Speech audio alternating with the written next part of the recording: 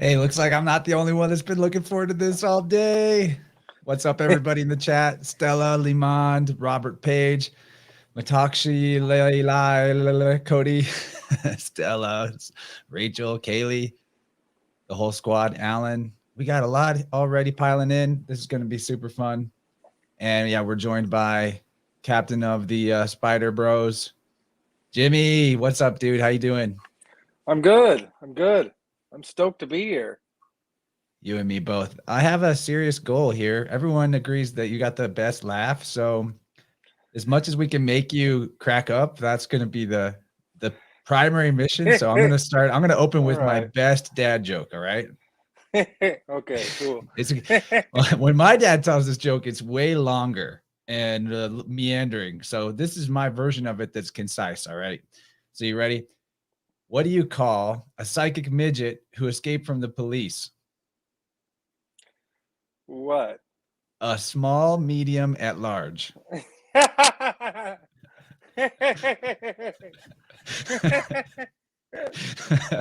Yeah.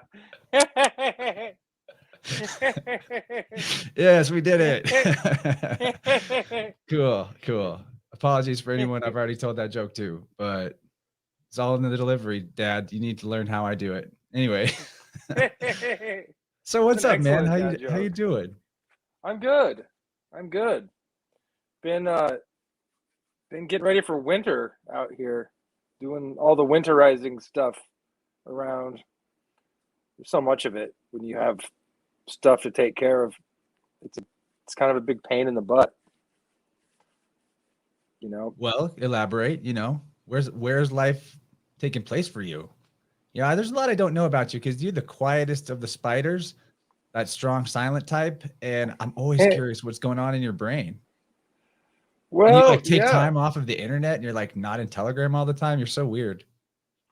I know. I wish I could be there, but it's hard. I've got a job and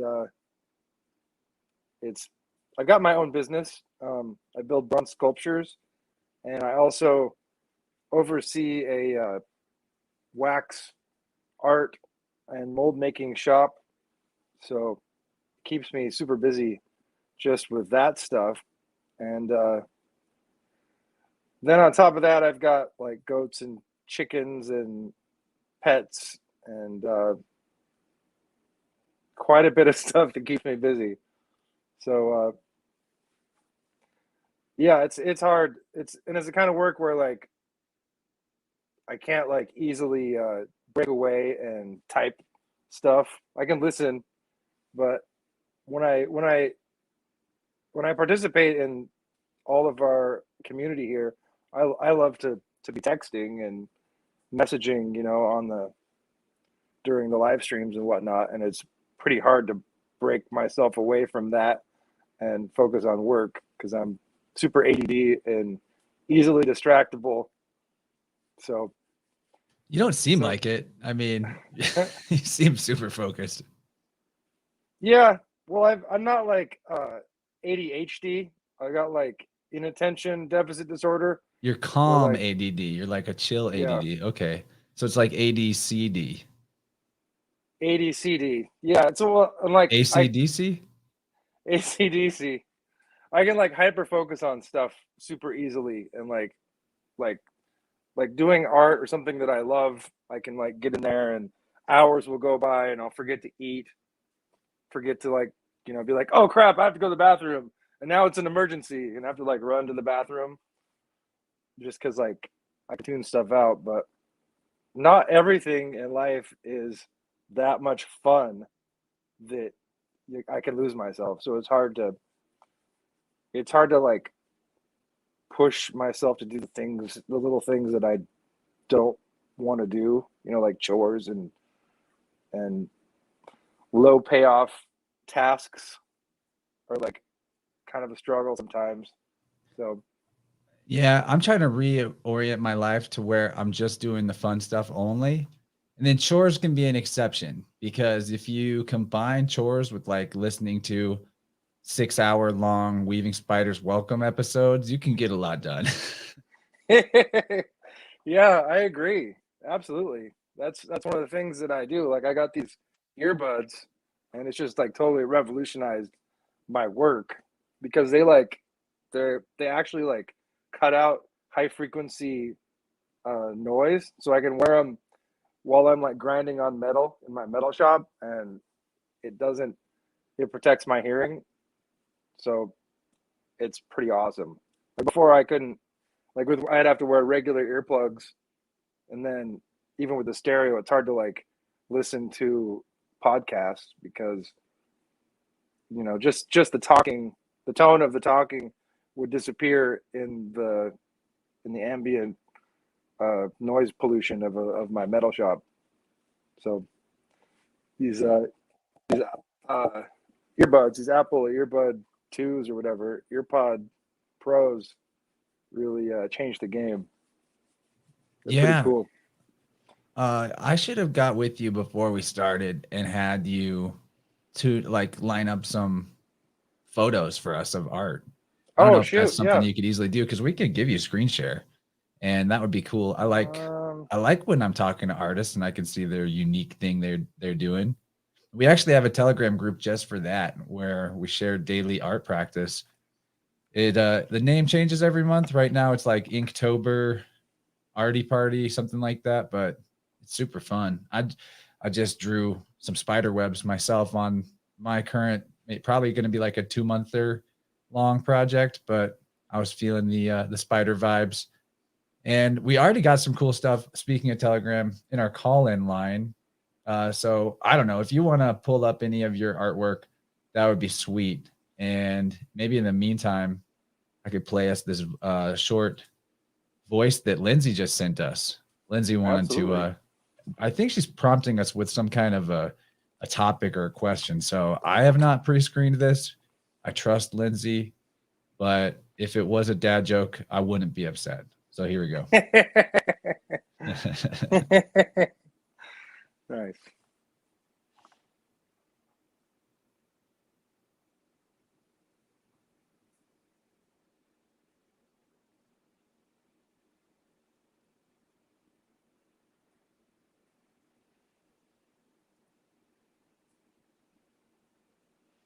Okay, I'm pausing it there. If we're getting 3 questions, I want to do them one at a time. So, because I'll forget.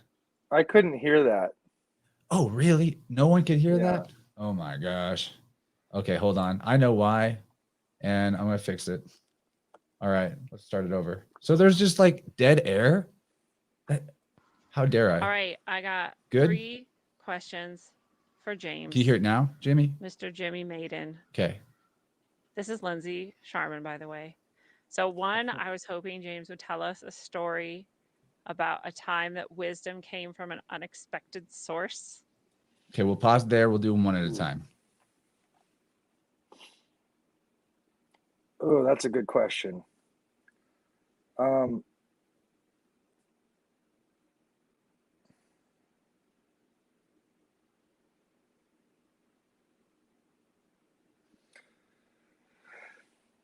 I can't remember the exact wisdom, but I got shoot.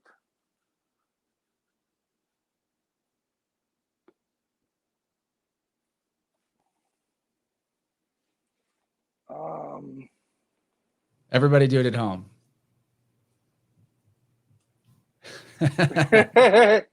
Okay.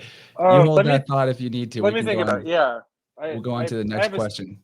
I have a specific like story that jumped into my head, but like I forgot what the wisdom was, and it's kind of anticlimactic for me to not have the punchline. I know what the wisdom was, bro. Silence. You have great silence wisdom. You just let everybody else get in there and you observe, and I can tell you probably learn more than anyone else because you're not trying to elbow in. You know, I could take a page from that book. But okay, I appreciate that. Yeah, I do find that I can definitely learn a lot. Like I thought that I knew everything, and then I realized that I probably don't. And so keeping my mouth shut is, be the cup that's not full, so that then more water can be poured into the cup. Yeah, there's like an old Taoist phrase. What is it? maxim about that? The most useful vessel is the empty one. Yeah, or at least be half full. Maybe that's like the middle way to go. Yeah. Okay, let's see what else she had in this questioning. Then I was hoping for a story about a time when things did not go as planned, but that turned out to be a good thing. And then I What about that? Okay, let's see. Well, I guess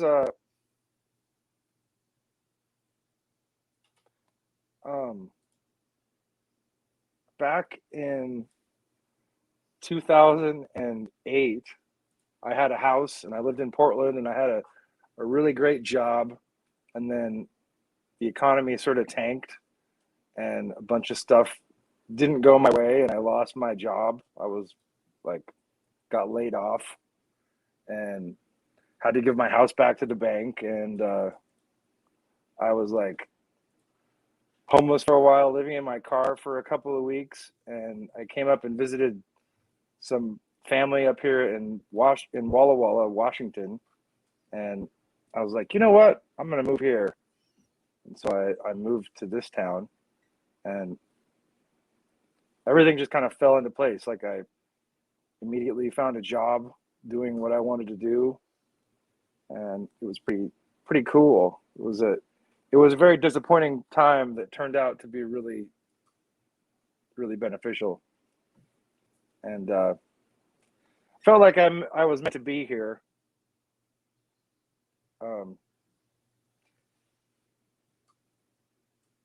I've had some experiences here, a lot of UFO experiences and stuff that kind of makes me feel like I'm meant to be here.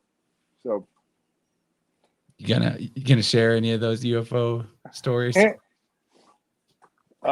I guess I could share. So it was before I had moved here. When I was going through the rough times in 2008, and I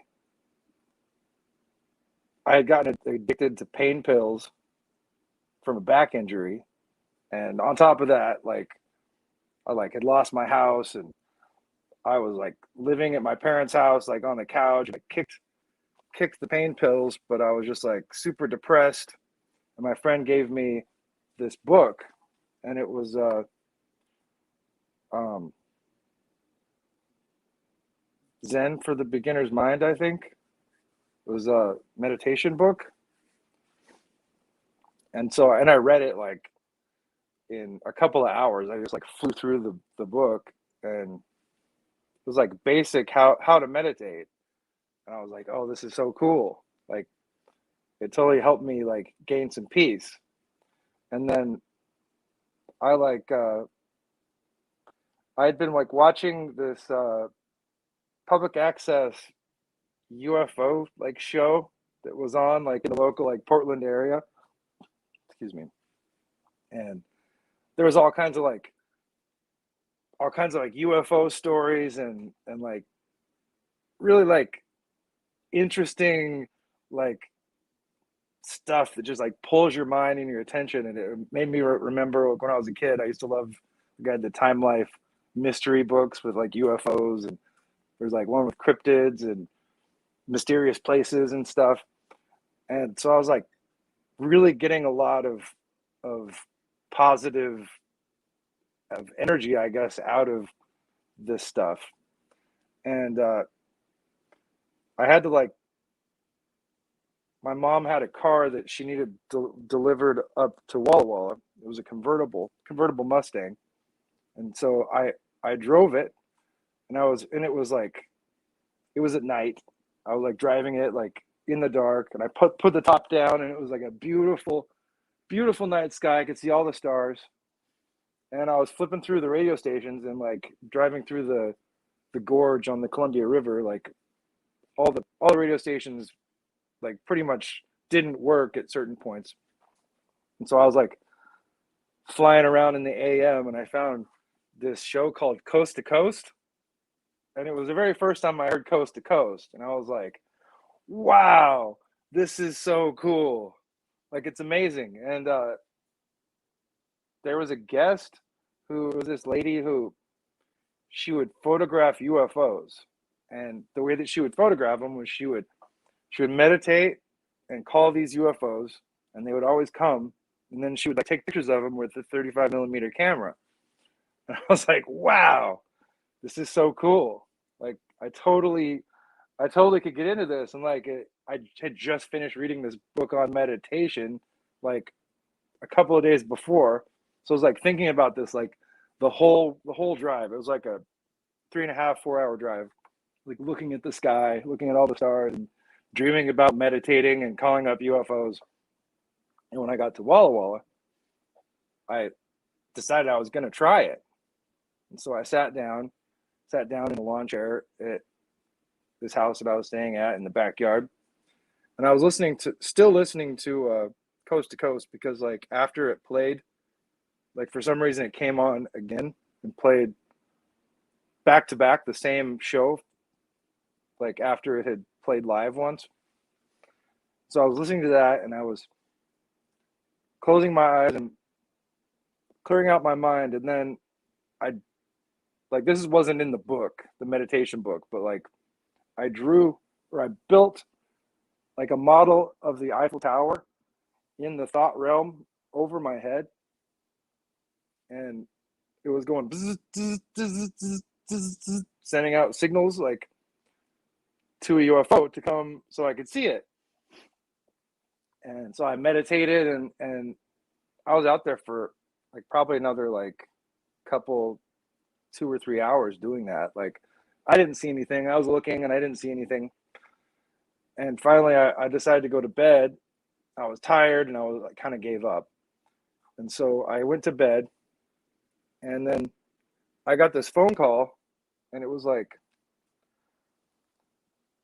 probably a little after 3 a.m. And it was my ex-girlfriend, who like we had broken up, but she worked at a bar, so she would sometimes call me after she got off work and just like complain about stuff, or like I don't know.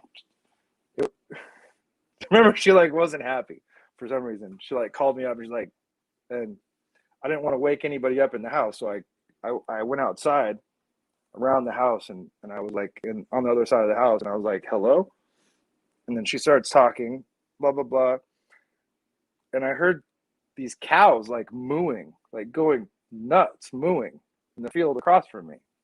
And so I look up, and there's this egg-shaped thing. It's like a craft or something. It was an amber-colored egg, and it was glowing, and it was in this field across the street from me.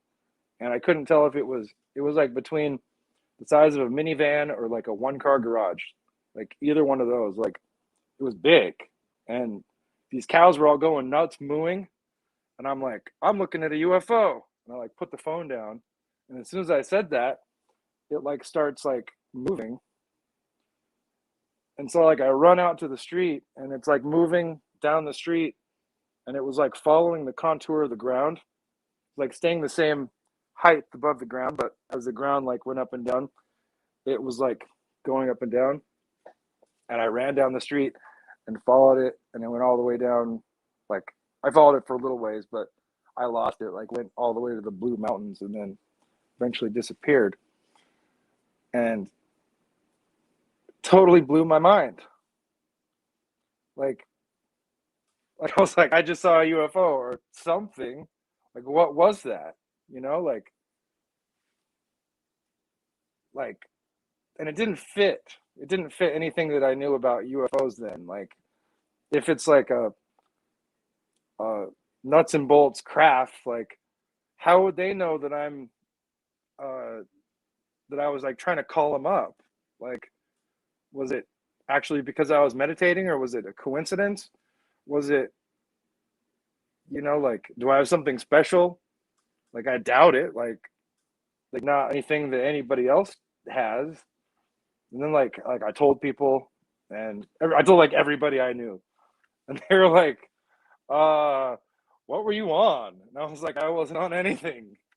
And they're like, okay, you know, like whatever. And like I could see people like probably thought I was nuts. And so like I kind of stopped telling people.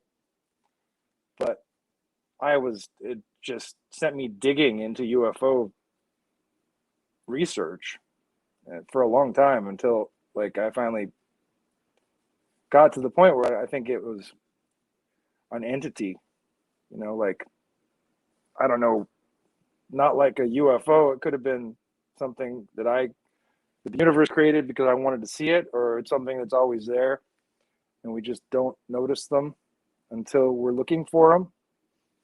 Or, you know, it's an egg, you know, it's like some knowledge that is still waiting to hatch, perhaps. But it's really one of the reasons why I ended up here was because I saw that here in Walla Walla, and I was telling one of my friends who actually believed me, and he was like, maybe you should move there. I was like, you know, it's a good idea. And like, really, there's not much else going on where I'm living at now because I was laid off, and you know, it was nice getting out of Portland too, actually, to be honest. Yeah, you beat the rush. Yeah, for sure, by a few years. But yeah, That's an awesome story. thanks. Yeah. I'm really interested in the whole concept of like nuts and bolts versus some kind of spiritual entity, extra dimensional thing. Actually, there was this dude, Martin, who I met over the weekend. I was at a festival called Hillberry, and it's in Northwest Arkansas. And Martin came from Iowa to like find me because I had talked about the fact that I was going to be there, which was really cool of him to do.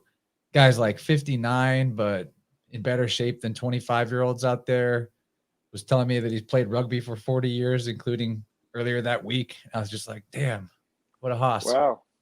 And he and I were having this conversation about AI, robotics, this whole thing.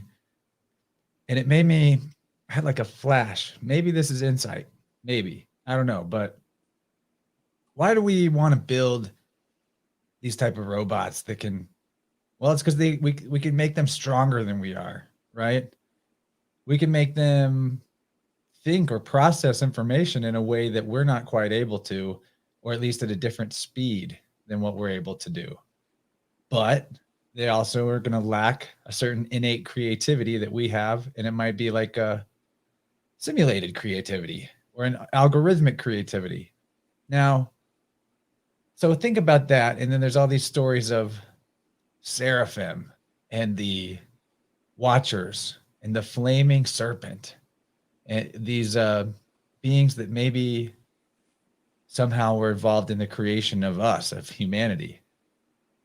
And we think about what does a robot perceive through its camera lens eyeballs?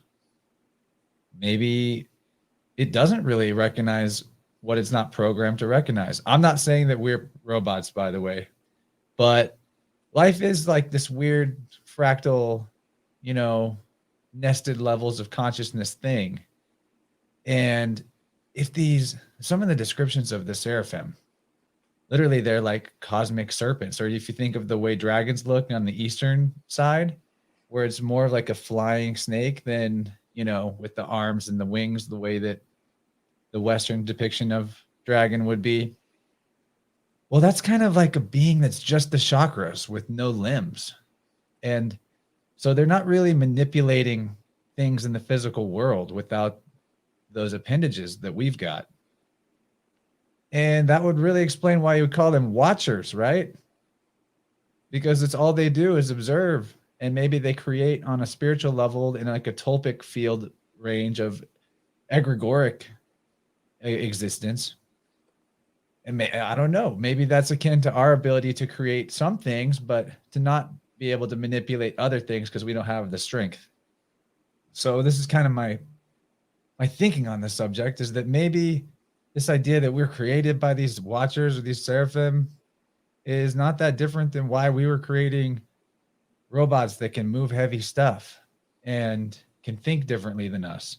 And maybe that's why we don't really see them unless we learn to look for them. Right?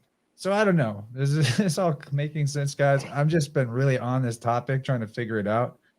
Also think that there would be, I don't want to like freak people out about the concept or think that we're somehow fake life. Life is life in my book, but there's probably a lot more to go into with all that. But maybe that's the thing. Like I've seen the orbs before, but they were small.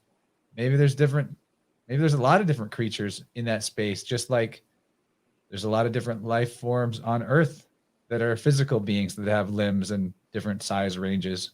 I don't know. What kind of orbs did you see? As another music festival story, it was on 2017 in August during the big total eclipse that happened, and that actually hit in Oregon too. Were you in Oregon in 2017? I was in Washington, but it hit here. I didn't watch it though. I was being superstitious. I watched it. I didn't wear the glasses like everybody around me. I saw the chemtrail plane that flew in front of it and no one else saw it because they had their glasses on. But anyway, that day before the eclipse, I was sitting around our campsite at this event, this viewing festival, and me and two other people saw these like large beach ball sized white glowing orbs just float up out of the ground, as in they like just phase shifted. They just came out of the ground as if they're going through the matter. And then there's 3 or 4 of them. I jumped up and ran over to the other side of the car to see if there was like, what is this? And then another one came up out of the ground right in front of me. So that's how I knew they were coming out of the ground. And they flew around in the sky above us, did some cool tricks, zipping around about 20 to 30 feet above our heads. And we're all just kind of like dumbstruck for about a minute. And then they all merged into one ball and flew off over the tree line in the distance almost instantaneously. They were just here and then they're all the way over there and out of sight. So who knows what it's about, but it's cool that there's more to reality than probably we'll ever know. It's fun. Yeah. Where was this again? Was it in the desert? No, it was in Missouri, kind of close to St. Louis, actually. That was one of the areas where you could see totality. We were on the path of totality there. The event was called Darkening of the Sun. Pretty cool. I actually there's an old episode in my archive where I talked about it fresh after it happened. Do you think they were related? The eclipse and that? And the orbs? Maybe they were there to see it too. I don't know. That's a good question. I was sober though. I feel like that's an important caveat for talking about being at a music festival. Yeah. There's a lot of ways to enjoy it. So were my co-witnesses. Oddly enough, though, I saw the guy that I witnessed that with over the weekend for the first time since back then. So things spiral path. It all comes back around. Yeah. I had my friend that told me that I should move here. I hadn't seen him in probably 10 years. And he just showed up at my door one day. We called me up and he said, "Hey, what's going on? Where are you?" And I said, "I'm at my house." And he said, "Where's your house?" And I said, texted my address, and then he shows up. He's like, "Hey, I'm in town." Like he was from Bend. He's one of my friends that's had a lot of special experiences like that. Like him and his friends were in the desert in Bend, and the sun was going down, and they saw a dragon, like a serpent-style dragon, huge, came flying up out of the mountains and across the sky. They both saw it. And, so that's one of these watchers. The reason why I equate that to a watcher is because in Greek, drakon means to watch or observe. And that's the word that we get dragon from. So there's all these etymological links. Alan knows what I'm talking about. That makes a lot of sense. Are you familiar with the Santilli telescope? No, where's that at? Well, I think that the Lucifer telescope is a Santilli telescope. Oh, Santilli, The Vatican's yeah, telescope. it's a it's a binocular telescope where there's two telescopes right next to each other. And the inventor of this technology, his name is Santilli. And what he does basically is he has one standard like regular telescope, and then next to it in binocular, he has a Santilli lens telescope, which has the exact same lenses, but they're inverted so that, and they're like aimed so that they're at the same thing. So you look through them, and one of your eyes sees a normal telescope, and the other eye sees the inverted, uh, the light it totally inverts. So it's like totally an inverted, where the other one like brings the light together, this one splits it. So And like not like a negative, like a photo negative, like or upside down. like instead of spreading the light out, it flips it, like spreads it. I'd have to show you a diagram of it, That but sounds pretty weird. you can see entities. Like that's the whole point of it, is that you can see these entities that are like, the inventor says that they're he thinks that they're like dark matter entities, but they're like, they look like snakes. They look like serpents. They're totally insane.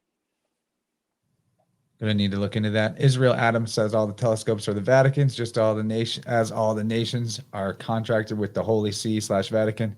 Yes, that is correct. It's a corporation soul, the vicar of Christ, the replacement of Christ, known as the Pope. Good times. I like my orange juice pulpy. I like my Pope's popey. Now I want to see Alan's PayPal meme.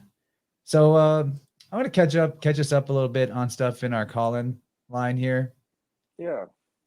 You know, since there's a spider theme tonight, I'm going to show this. We got a really cool picture of a tent spider that Jenny B sent to us, and it came with this text: tent spiders are tiny. This one had legs spanning less than 15 millimeters. They weave non-sticky, square meshed domes surrounded by tangled networks of threads that make it difficult for prey to escape.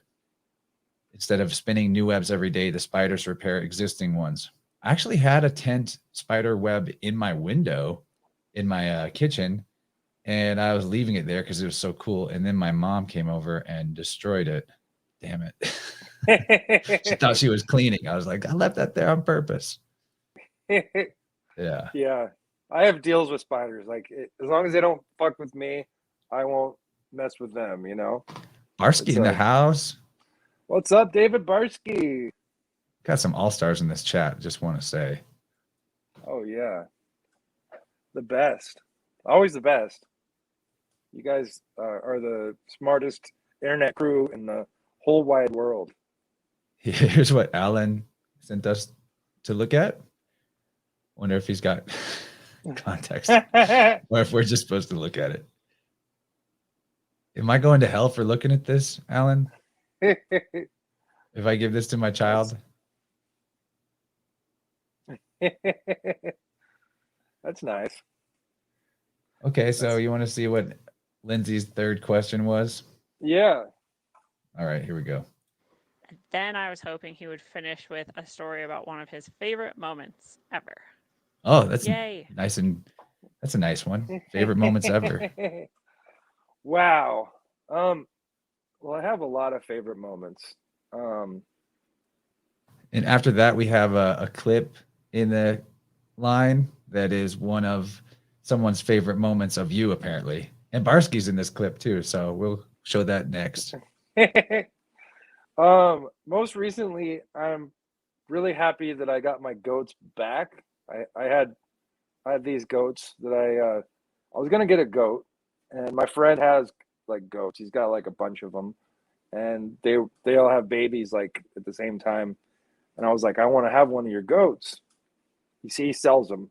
So I was like, I want to buy one of your goats when they're old enough. And he's like, okay. And then he like calls me up like the very first day that they started giving birth, and he's like, "Hey, I've got 3 here, and their mom died, and do you want them?" I was like, "Well, no, I just want 1 goat." And he's like, "Well, they need to be bottle fed like every 2 hours, and so if you want them, you can have them, but you have to take all 3 of them because it'd be too traumatic for them to be separated, after their mom died." So I was like, sure, I'll take these goats.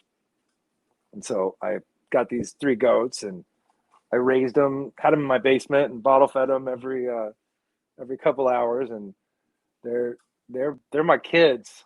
They're totally my kids. Love those goats. And then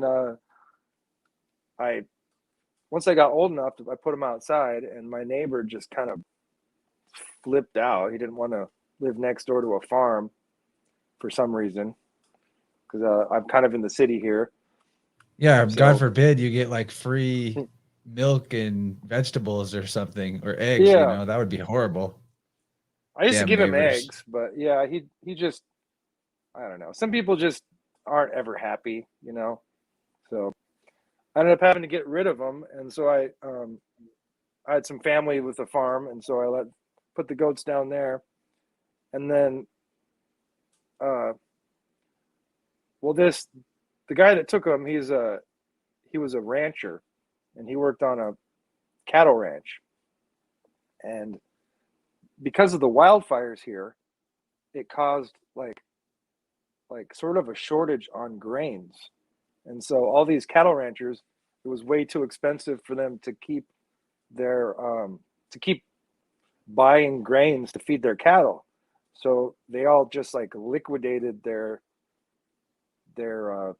stock and switched businesses because of the fires caused this chain of events that made it hard for these guys to live with their careers raising cattle.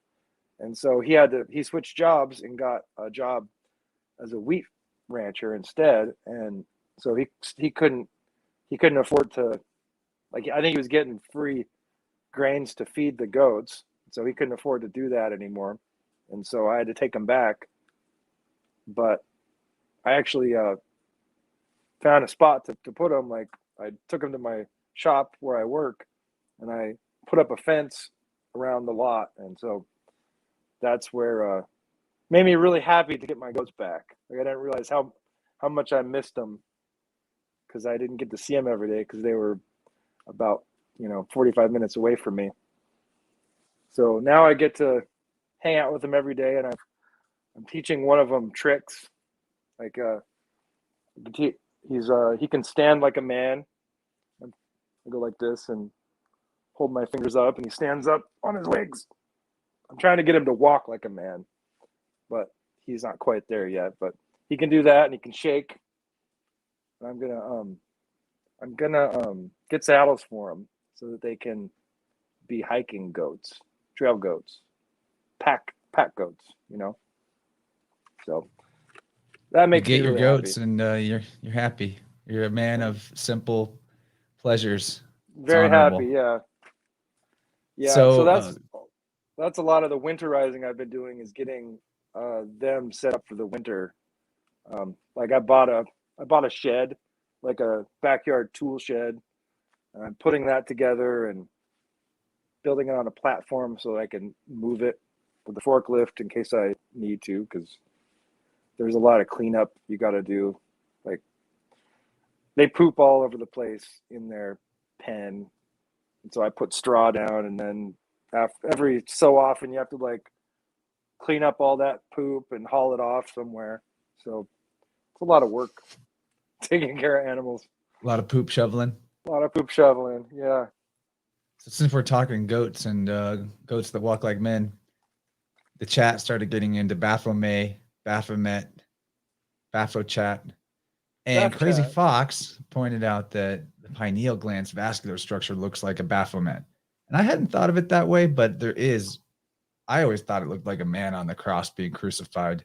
But I'm going to pull this up because I just Googled it, or I DuckDuckGo'd it. I pulled this off secretenergy.com, but Can you see Oh this? wow, The yeah. head is the pineal gland, and then this is the face or whatever is right there in this area between the two hemispheres of the brain. So like this is literally, I think, the back of the brain and going down to the brain stem. So anyway, we are a pretty weird fractal, this life that we are, and just thought that was a neat little piece of gravy to ladle out after that chat comment. Wow. You're baptizing me with this wisdom. I had not known that before. Next, I'm gonna make you kiss something's butthole. Well, I already put my cat outside, but okay, I guess. Well, you can. They did it with goats too, I think. I Oh, think they did? kiss. Yeah, I think they kiss goat buttholes too. All kinds of. Who knows? Maybe they got a special parasite that's different than the cat parasite. I think the goal is to just get everybody really loaded up with parasites, right? Well, if there's a goat parasite, I've got it by now. I kiss my goats on the mouth. Okay. Did they shove their tongue into your mouth? No tongue. That's gross. I have a very nice hairdo today. Thanks, House of Dead Dolls. I tried. Tried to look nice for everybody. Okay, so more from the call-in line. We're gonna get this greatest hits clip of you. So I hope you're ready for that. Oh man, yeah. Pull this up. I've got the circle of death. Right? What is it called? It's the circle of death. That's what it was. I think that's what it's called. Oh, I think this is my Wi-Fi picking something up. I think maybe. Your Wi-Fi? My wifey. That's what I thought. Okay, I'll log on to your wife later tonight. What? Oops, Wi-Fi. You don't know the password.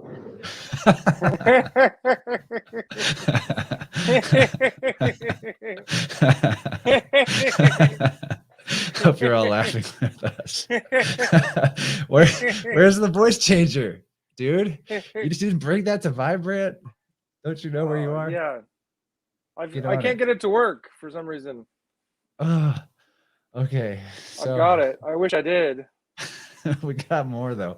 Here's a collection of the favorite hats of you.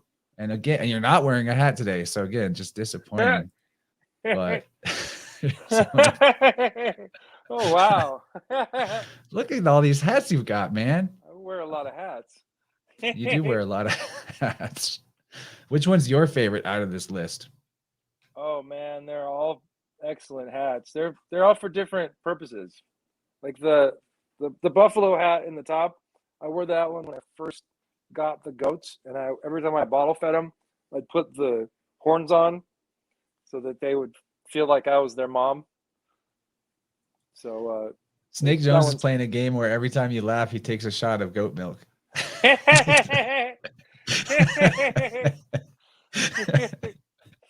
Yeah, I love this. It's so easy.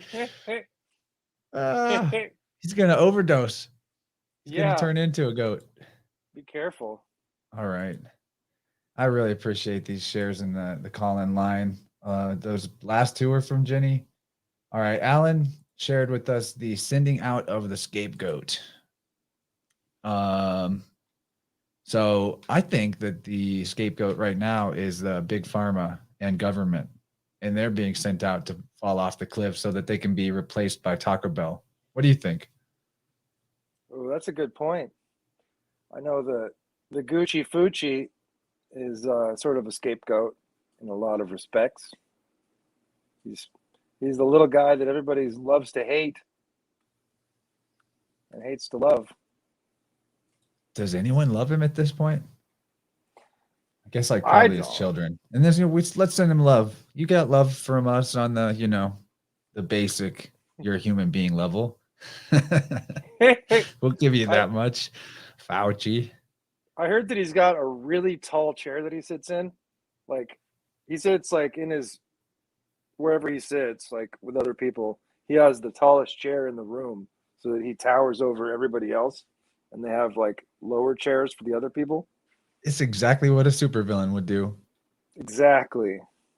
Well, Terrifying.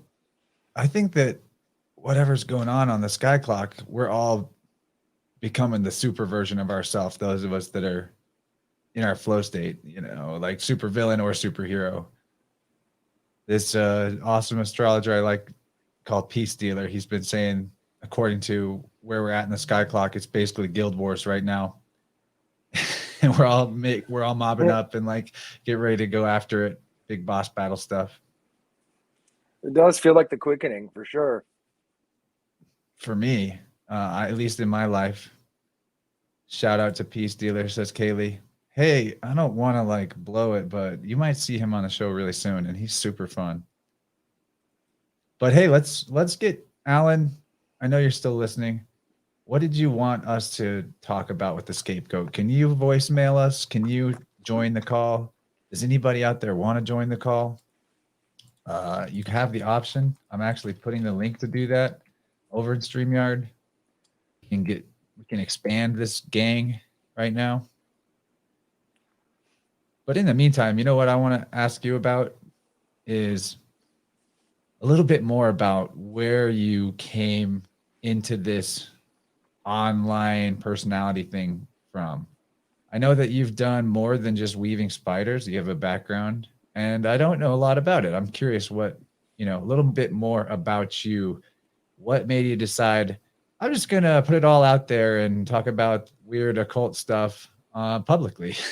Because I know that's not a light decision one makes in their life. Yeah, it's definitely not a light decision, I think. It was inevitable though. Do you guys know SB Alger? Sean? He's, Sean? Yes. We were Wish he was in the friends chat. He should call in real life, and we worked together. We used to work together when he lived here, and we would go to the bar and have lunch and talk about crazy conspiracy stuff for hours. Like every day, it seemed like every chance we get, we'd talk about it. And he's such a gregarious person that and it's such interesting stuff that we would just draw crowds of people would just come and be listening, sitting around us, and we could tell they're all listening, like pretending like they weren't, but they were all listening. And we decided that, it might be cool to do a show or something. And he ended up doing a flat Earth debate on Andy Worski's show. Andy Worski, they used to do they had a debate show. They had quite a few people that would watch it every day. So he debated. He did a flat Earth debate, and he was in my basement in this room, streaming it out, and I was watching. I was listening with my headphones and watching on my phone, with the YouTube delay. And I wanted to jump in and talk so bad when he was asking questions, because I was like, oh, it was but I couldn't, because I was 8 seconds behind or whatever the delay is. So it was super exciting just being that close to something that, there were 60,000 people watching live this debate, and it was insane. The energy was palpable. It was palpable. What side was he on? Robert wants to know in the chat. SB was on the flat Earth side, but he wasn't on he's not a standard flat Earth map sort of guy. I think he was talking more about a square flat Earth, or he was talking about really, we don't know exactly what it is, and how a lot of the regular flat Earth conversation is probably a red herring. Controlled op. Controlled opposition. Yeah, I could agree with that. I call myself earth shape agnostic. That feels That good. that's a good way to be. You know, I don't know if we'll ever be able to know unless we get away from it far enough to see it, the whole thing, legitimately. And so far, it looks to me like it's flat, but I've never been up that high. But I know that the distortion of camera lenses distorts things. Even the shape of your eyes, it distorts whatever you see. Like what made me think that the Earth wasn't round is because I had a lot of art training, and I like learning how perspective works and how to draw perspective and how to see perspective. That you can't believe your own eyes, pretty much. Like the Acropolis, it's got those it's got the pillars. Are they Doric or Ionic? I forget which one, but the pillars aren't perfectly parallel straight on both sides. They're actually offset a certain amount, but the offset is just perfect so that when with the distortion of your own naked eye, when you look at them, they look like they're straight. And you know, these architects knew that back then when they built it. They knew so much about everything. You know, the ancients knew more about architecture and reality than we know today, which is just, you know, it's always blown my mind. Like You want I to see my constantly, favorite depiction of the realm? I would love to. Okay, so I look at this as it doesn't need to be literal. It's obviously not to scale, but to me, this is the esoteric Earth, or more than maybe the Earth, like the esoteric universe. So check this out.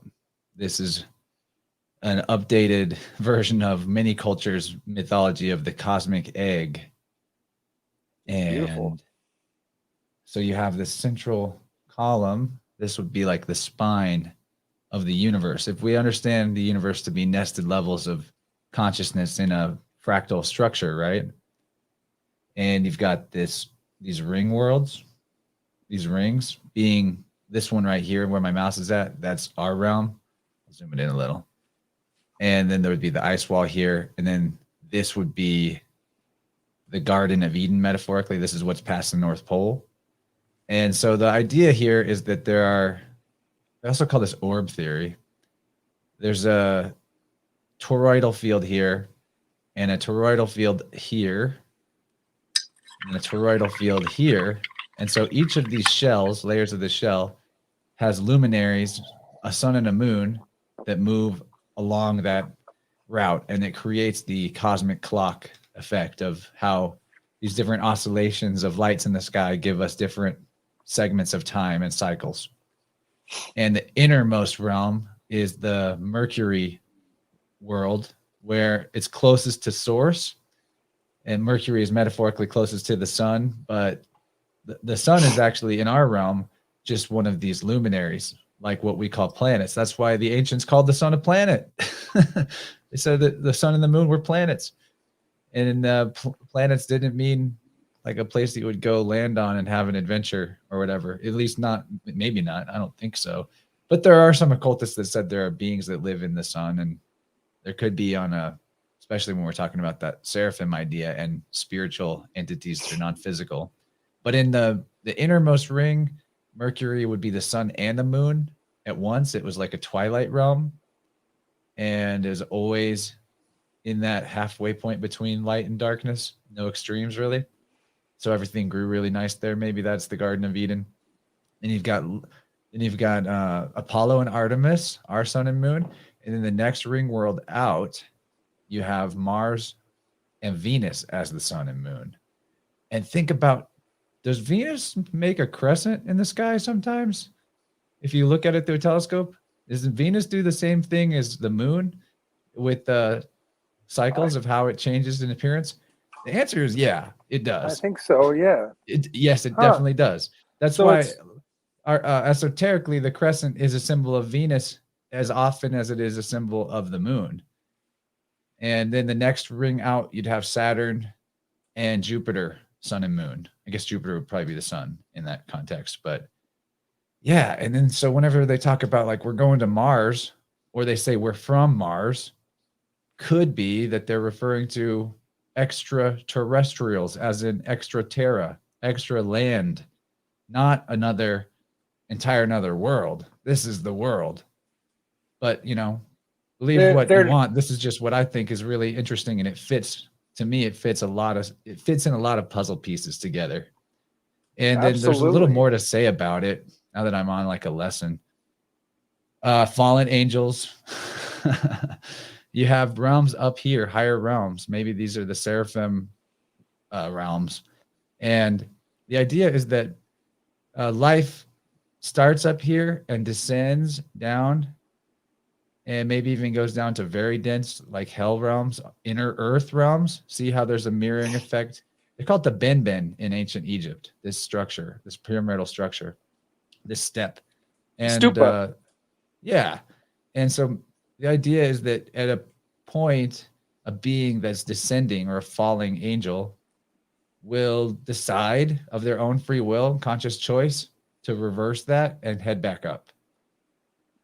And that's why we have so much interference and fuckery from above, if you will, from what we call extraterrestrials, UFOs, all that maybe aren't always like the kindest, because they're on a trajectory downward, and we're rising up to meet them. Rising stars and fallen angels. These are all just ideas, folks. Don't this isn't me giving you a dogma. Just to open your mind. I think it's cool. And maybe other universes are accessible if we, maybe this is God's dream and we're all cells in the body. And this is the incubation, the matrix, the womb, because matrix means womb, of a higher octave being. And when it hatches or it's born, it emerges into just another nested level of reality that's quote unquote above this, but just probably similar in structure, and it's turtles all the way down. I don't know. This is what I think. But let's what do you guys all think? I kind of hogged the mic there. By the way, this artwork is by Hakan Hissim. He's a Turkish artist, friend of mine. I always have this behind me. There's more to say about this too, because I think this model explains mud flood, but I'll stop here. It's an excellent model. That's fantastic. It's I'm really thinking that you're onto something with that. That's like all of the stuff that I've been looking at leads me to think the very same thing. At least the shapes of everything, and how each realm has the luminaries, which are their own sun and moon. Like, and we would call them of their own realm, like Martians would have Mars as their sun, I think there's a story called The Land of the Giants and the Smoky Gods or something. I don't know if you've heard it. The Smoky God is the name of the book. Yeah, awesome book. Awesome it book. It feels true. And you can find an audiobook version. Get on YouTube and just Google. It's the same thing, Google and YouTube. The Smoky God. And yeah, you'll hear. Tell them what that story is. I didn't mean to cut in, but it's really good. I found it on Flatwater Flat Earth's channel. He reads it, and it's about this a fisherman who he's like, I don't know, 18 or something, 16, 17, 18, and he's fishing with his dad, and his dad had they believed in the old gods, and his dad had found a bunch of mammoth tusks at one point, and they were on this northern island, and he made a lot of money selling them. He made more money than he sold the fish for, and they were kind of having an okay day, but not really that good of a day fishing. And it was a really beautiful day, and his dad's like, hey, maybe we should go up there and see if we can find some more of those tusks. And someone was like, all right. And so they sailed north, like way north, and they ended up going so far north that they got to this.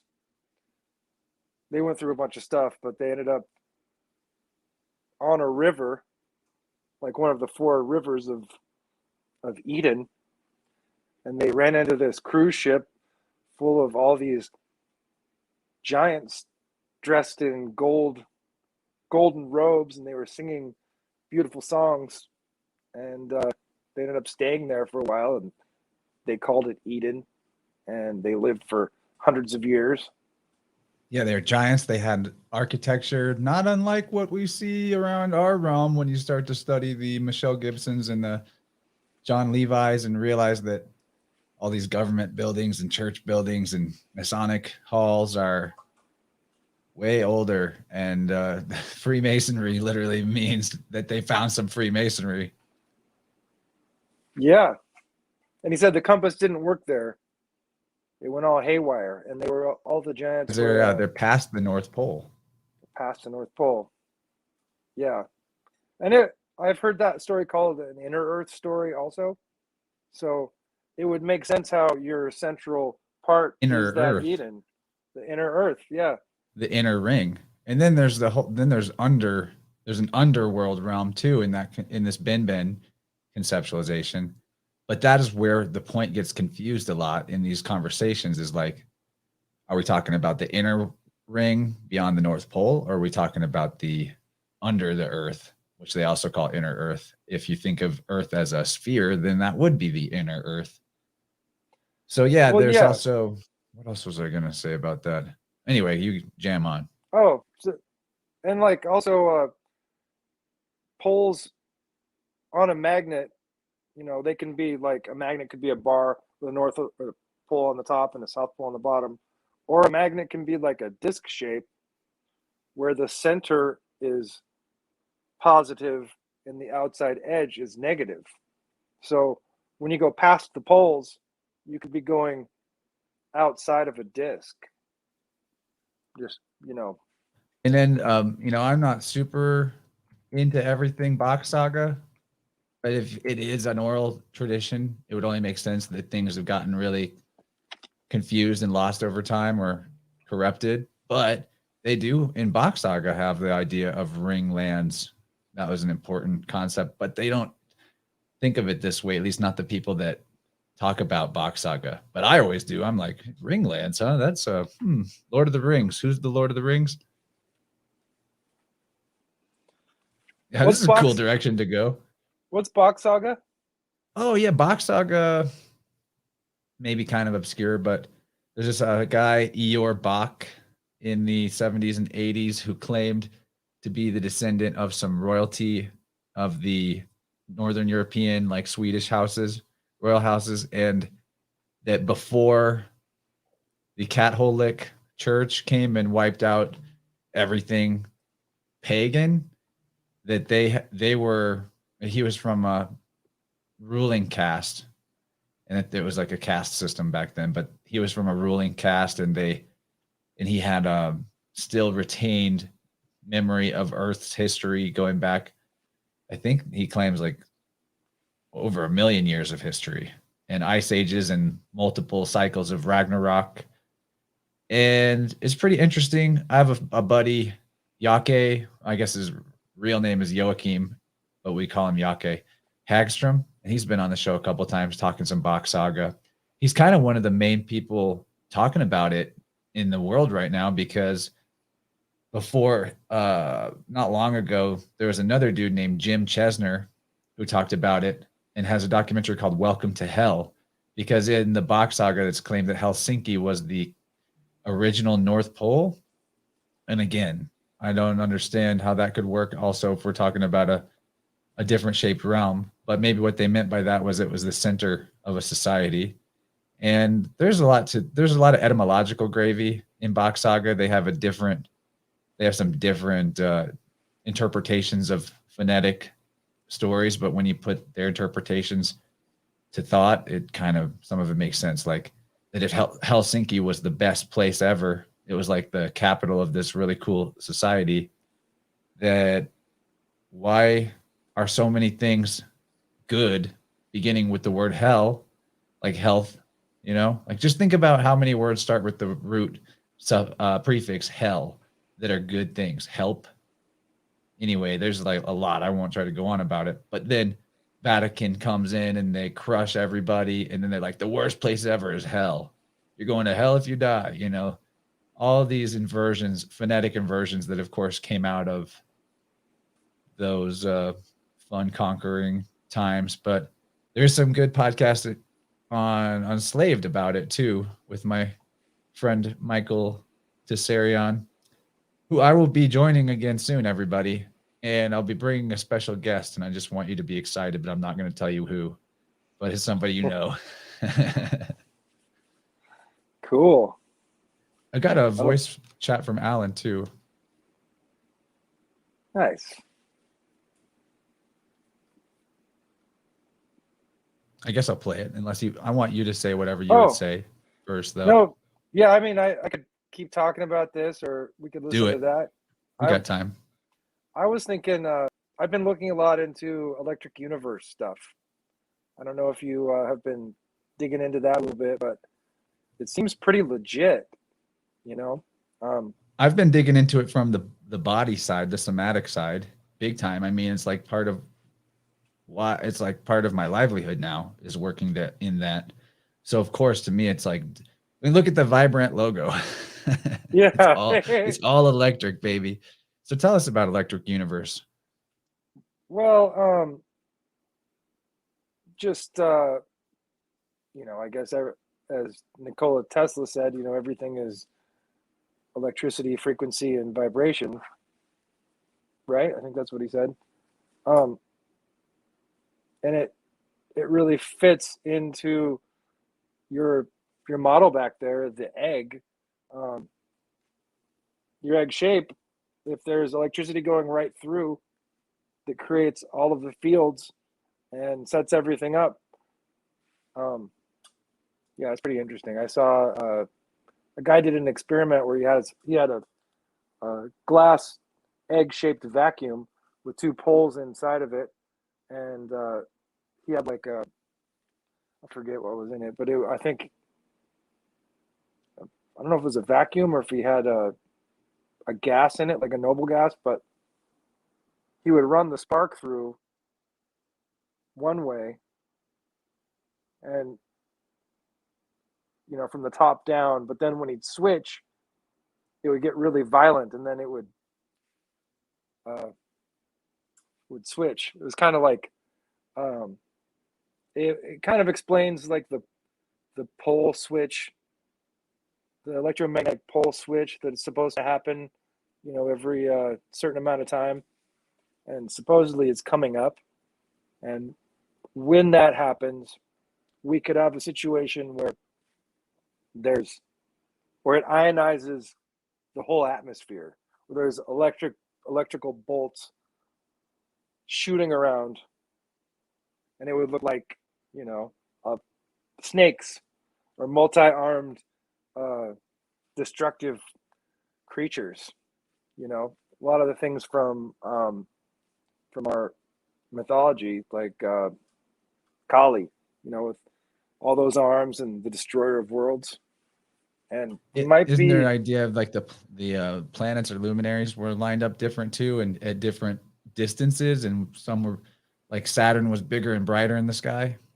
Yeah, like they were all lined up in the middle of the sky, all together like a big Mount Olympus sort of thing, and it would create this perfect, create a perfect environment.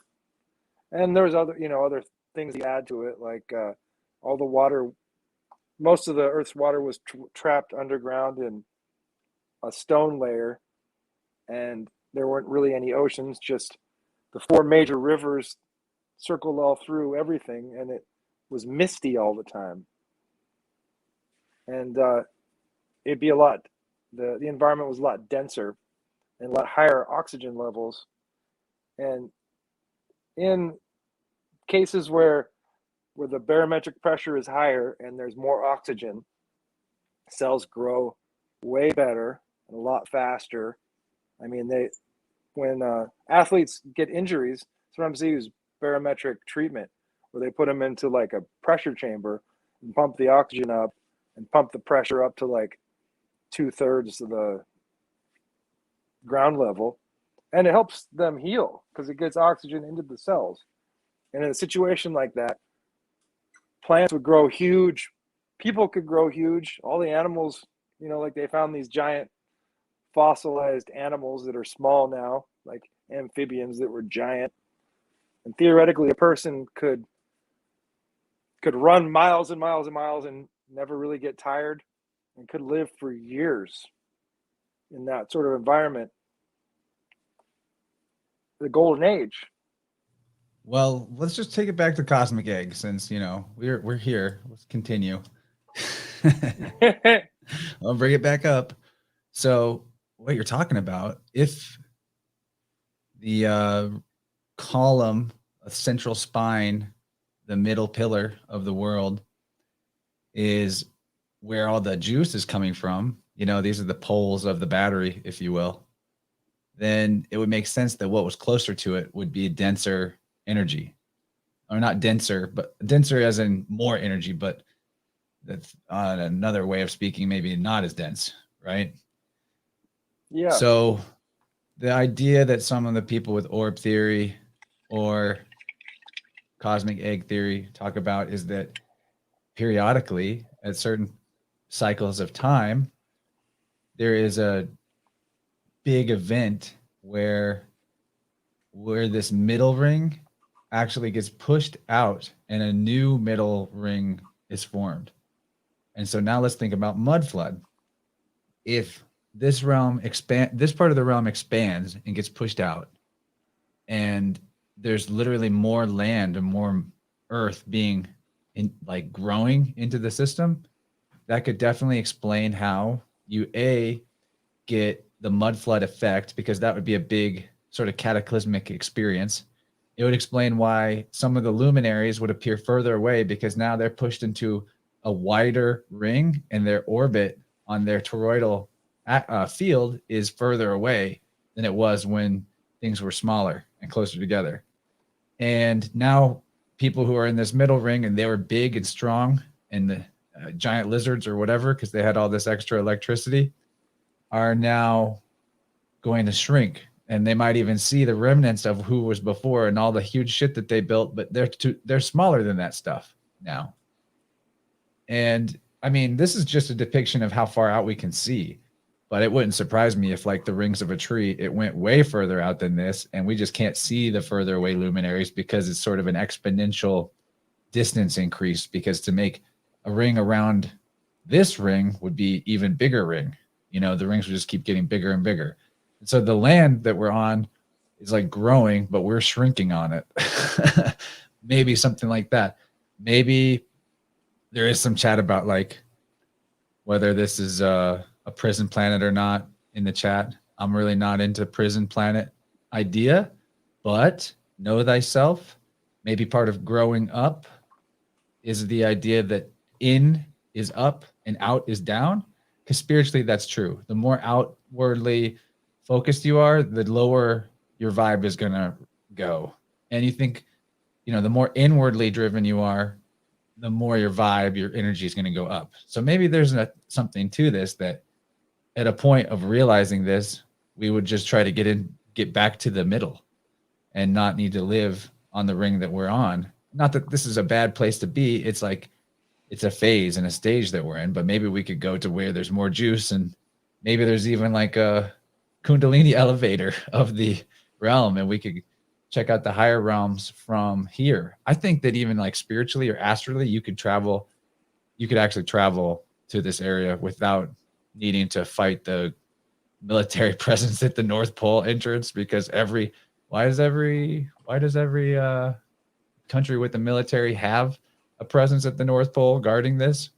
And same for the South Pole, or what's called the South Pole. There isn't one, in my opinion, Antarctica.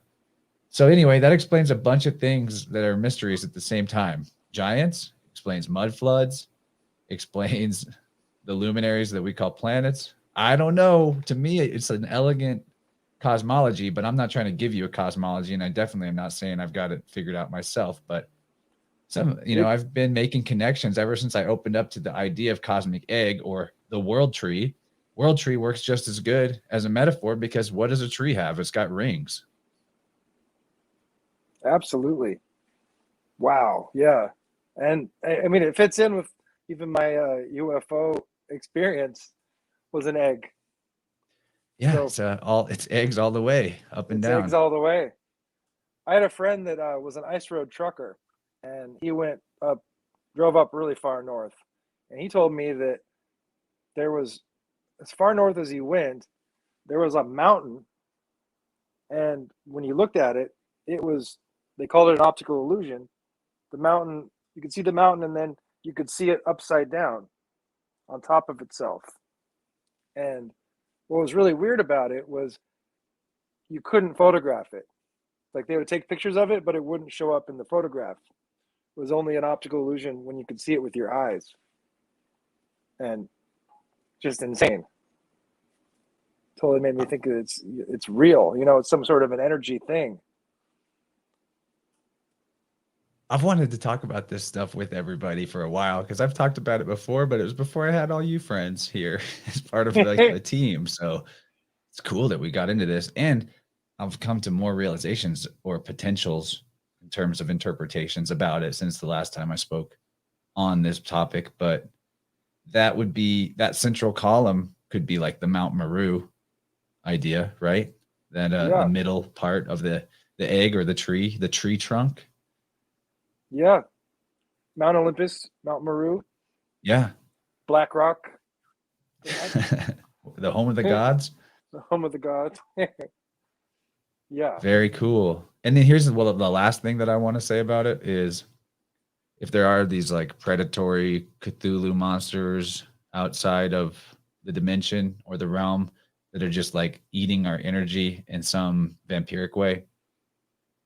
Actually, homeboy who made this art, Hakan is his name. He once told me a story on the show of, you guys should look up the Hakan Hissim episodes because he's like a legit psychonaut that's done stuff that's terrifying, terrifying to me, levels of like DMT and whatnot. And anyway, the entire reason he came up with this art is because he said that he did enough DMT to get outside the realm and he saw it. I was like, because he wasn't like researching. He came up with this artwork a few months before people like Martin Kinney started talking about it and showing models of it in the flat earth community or whatever. So I believe quite wholeheartedly that he saw this, and that gives it even more to me credibility as someone that he's my friend. And so he said when he was outside it and looking at it that there was like these giant cephalopod squid monsters, and they were all like huge and trying to scare him. And he was like, I know that everything is actually self, and so you're also part of self. So I'm not afraid of you. Now tell me what this is. Tell me what I'm looking at. And they did, and that's part of why he even got this conception put into artwork, is because he made Cthulhu tell him. So anyway, eggs as a model, we're talking about seraphim. What happens when an egg cracks from the outside? An outside force cracks the egg. Pew! Death. But if the egg cracks from the inside, birth. And so these seraphim are snake-like beings. I potentially. Snakes eat eggs. Lizards eat eggs. It's all a fractal thing. The Orphic egg. That's insane. Like, what are those little guys called? Dang it, I forgot. They're everywhere.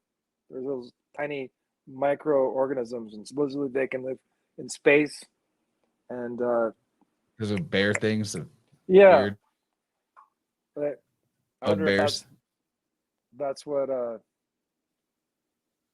those squid-like creatures might look like. What are they called? It'll come to me. Someone in the chat will let us know what those weird water bears, is that it? That's one name for them. I was talking about them the other day, so like it's funny that they just left my head. What do you think about DMT? Do you think it's a pathway to understand these answers? A pathway to talk to these entities? I think it could go either way. I think I've done it. I think there's something weird about it because it interacts with me without me being on it. I don't know how else to describe. I don't know how else to describe that other than hold on, tardigrades.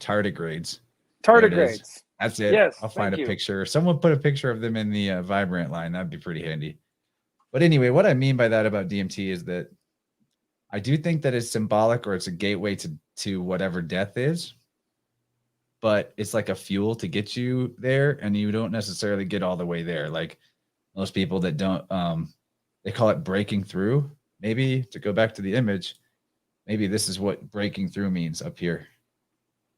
But I've definitely gone pretty far, maybe broken through. I didn't see any eggs, but I did see some really giant floating heads that told me that I was already everything that I wanted to be or that I was trying to find. And then they said, don't come back here. And just if other people need to see this to help them not be afraid, then send them, but you don't need to come here anymore. And I went a few times before I got that message, probably like 10 or 12 times. I might someday go again, but I kind of more just like, if I ever do it, enjoy a very small amount. And then I go, that's already too much. Everything's melting. But I always have it. This is what I mean by it communicates with me outside of actually doing the substance. Like if I don't have any of a stash of it, then somehow it comes to me like within days. I find it on the ground. I found it on the ground 3 times in my life. Wow. Yeah, right when I didn't have any. And one of the times, I bet Kabir is in the Rockfin chat. My friend Kabir, he came up to a group of us and he's like, "Hey, y'all, I found some dabs on the ground." Sorry, Kabir, that's not like, I'm not trying to imitate you in a mocking way. I just do funny voices for other people. And we're like, okay, cool. We take the dabs and I start to put it on top of a bowl of regular flour to think I'm just going to spice up that flour and make it stronger. Back when I was a serious cannabis head. And yeah, I was telling a story about my girlfriend at the time having accidentally taken a hit of DMT because she was handed a joint that she thought was just a joint, but it was laced with DMT. Laced is a strong word, but it was. And as she was telling that story, or as I was telling that story about her taking DMT accidentally, I finished the story and I hit the bowl in front of me that I just loaded with dabs. And then I looked up and the trees became my face and they started like, and I was like, that was DMT. So I have a ton of stories like that. So someone will give me some, or I'll find it on the ground. And it's always on hand and I don't touch it. But every once in a while, somebody wants to go. And I'm like, you want to go? Let's go. I don't go, but I send them. And I hold space for them on like sort of a shamanic level to make sure that it's a really anchored and grounded and safe thing for them. But I'm really going on about it. I have definitely seen it go to hell or to heaven in terms of, and also I'll be honest, when you open the door with that stuff, it stays open. You're never going to be the same. Not necessarily a bad thing, but like after me before and me after it, completely different psychic entity living in this body. I mean, still me and all my experiences, but the openness or the window to synchronicity and high strangeness was just like blown open permanently. So anyway, that's DMT stuff. Yeah. This is an interesting chat. It feels like I've had some experiences with it and broken through the first part of where it's like going through the vortex, you know, where things get patterny and then on the other side of that there were those, you know, the elves, DMT elves. They were like little clown guys, sort of.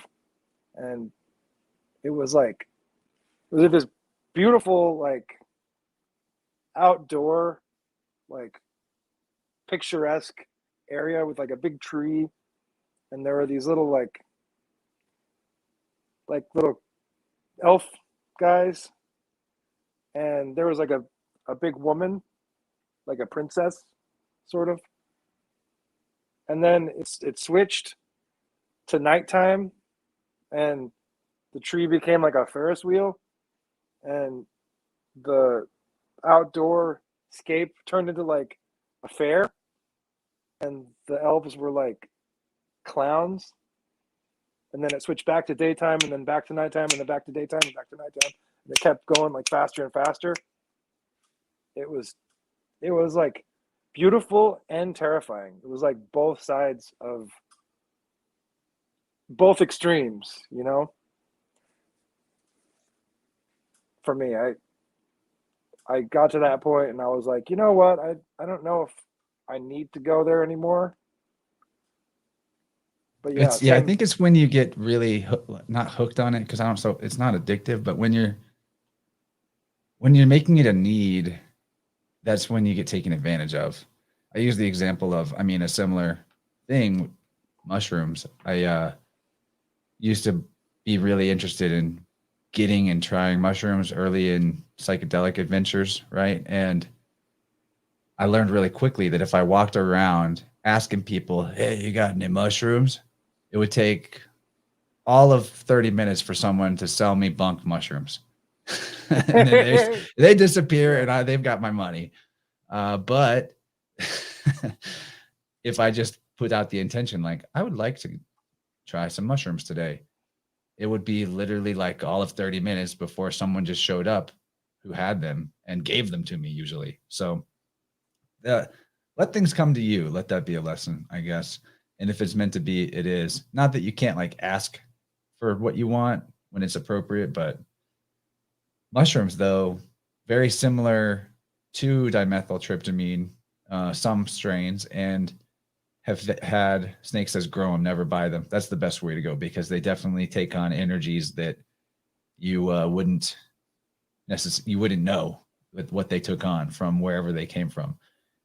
Either if you buy them from a friend and you're supporting them for the fact that they did all that work to grow them and share with you. And then the energy exchange of the money is, in my opinion, purified. But yeah, I've had experiences with psilocybin too, where honestly, if I took it right now, I think because that window is open from DMT, I could just close my eyes and look up and go straight through that blast off tunnel from psilocybin. So actually, mushrooms, I don't even do those right now, because just a little bit of cannabis puts me on what most people would say mushrooms are like for them. So I'm just like, I'm kind of tripping all the time. So I'm not interested in the not that it's artificial to do psilocybin, but I don't know. I think these are all just tools that show you a door, and then you step through the door and learn how to manage your energy for yourself to get there.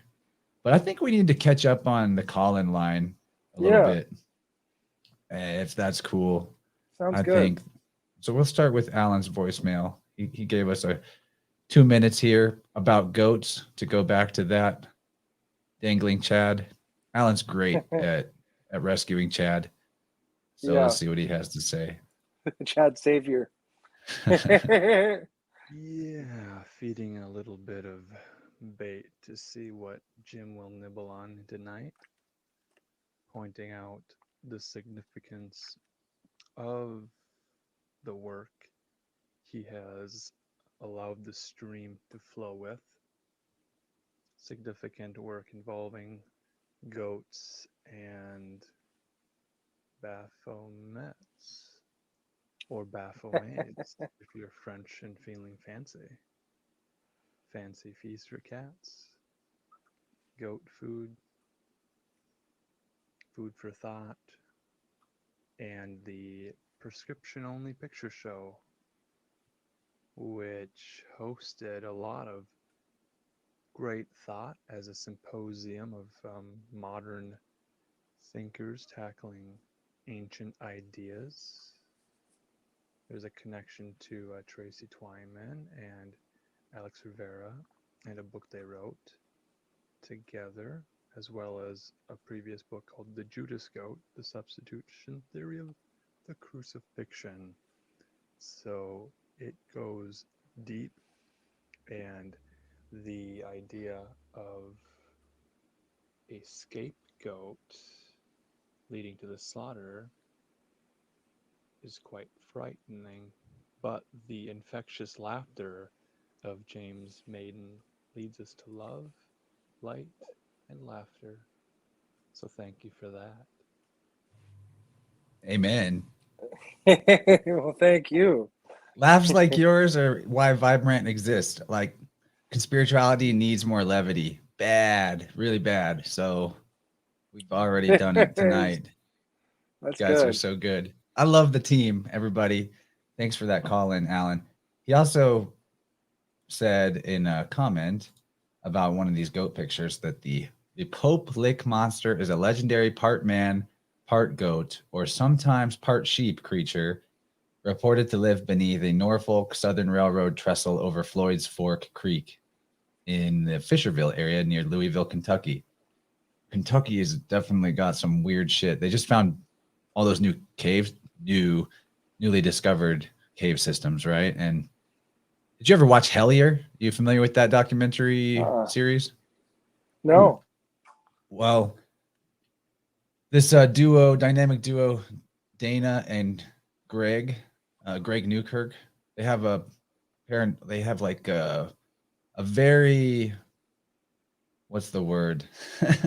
Very Friday the 13th haunted object museum. And they travel with some of these crazy artifacts that have like literally spirits living in them, and they're fun. But they did this investigation on goblins in Kentucky around a city or a town called Hellier. Just look up this documentary, Hellier. I'm going to type it in the chat. It's very weird. They get into like the beginning of it. They're like looking for goblins that are terrorizing people coming out of old mines and stuff. And by the end of it, they're in a cave doing invocation to Pan. So like it takes them on a very strange journey. And if you guys like that series, I've got an episode in the archive with the guy who filmed it all and produced it on the videography level, and one of the main investigators. Their names are Carl and Connor. That was a really interesting episode. Also got into talking about like spirit box stuff and some of the innovations that they did on the concept of the spirit box.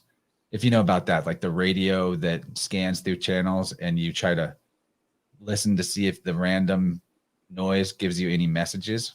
They came up with try this at home, kids. They came up with a spirit box modification where you put noise canceling headphones on the person who's listening to the spirit box. You blindfold them, and then people stand around that person and ask questions to the air or to the spirits. And the person on the spirit box just says out loud anything that they think that they hear, but they cannot hear or see the questioners. So there's this crazy psychic thing going on, and they have it on film, just like direct Q&A sessions with something through the spirit box. And then later they even combine that with the God helmet, transcranial magnetic stimulation for the person who's on the box. And anyway, shit gets pretty crazy. They definitely talk to some things.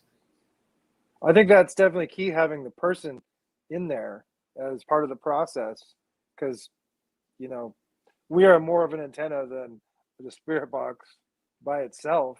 You know, that's insane. I'd like to check that out.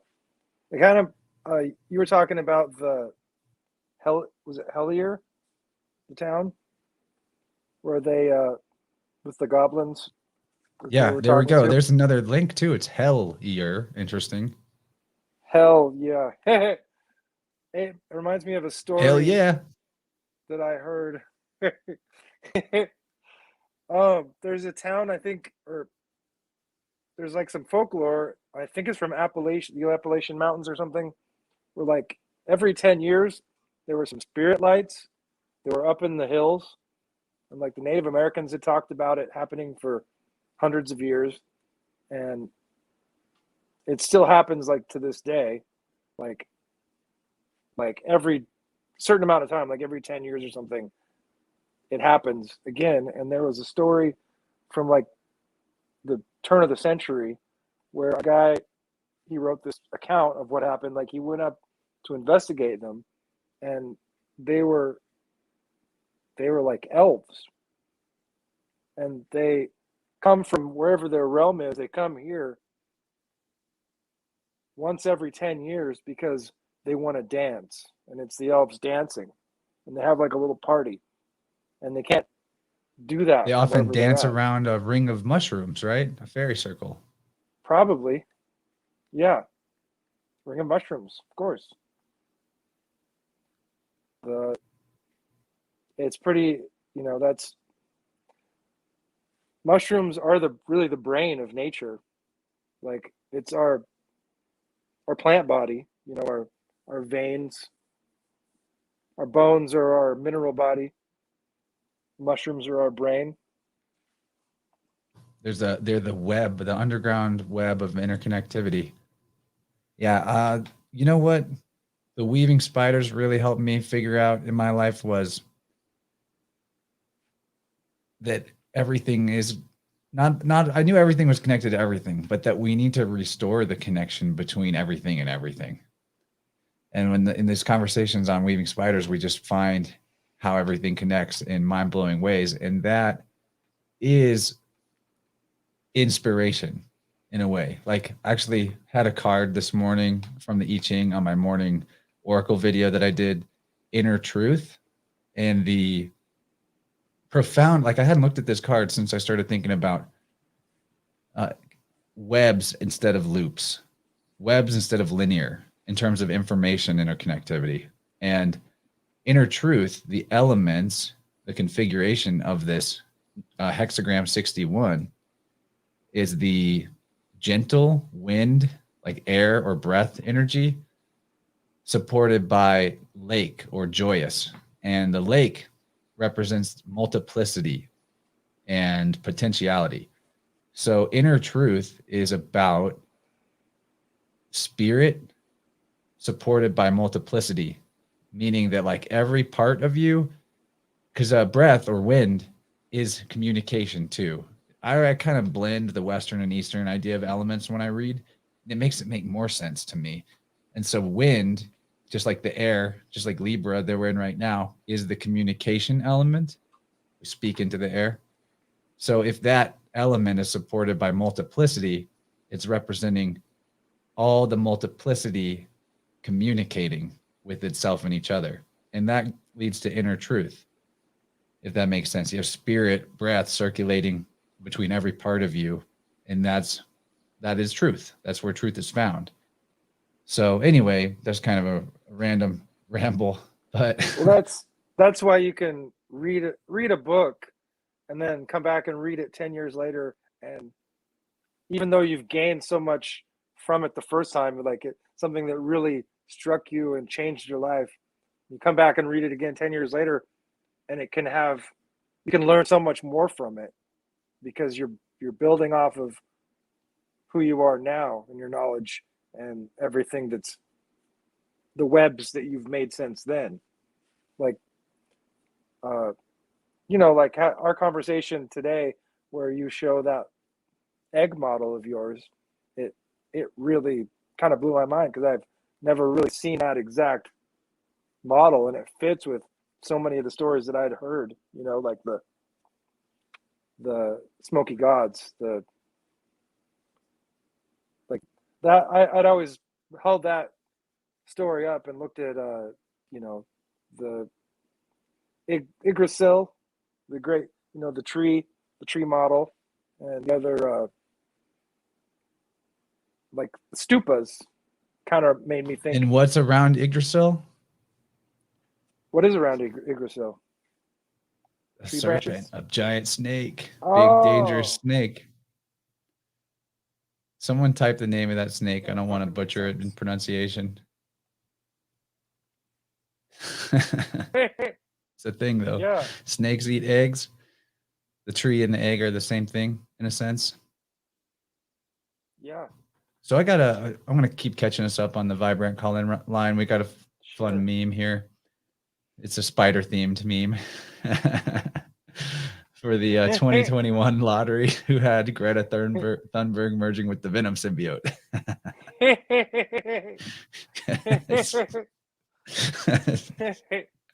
Yeah, I definitely wouldn't have guessed that was coming, but can't put anything past him. Definitely full of vitriol and venom. Ain't that the truth, poor girl. Uh-oh. Here comes Oh, my here we cat. go. Time for the ritual. Show us how it's Ritual. done. Mwah. Pucker up. Lindsay sent us this, and here you go.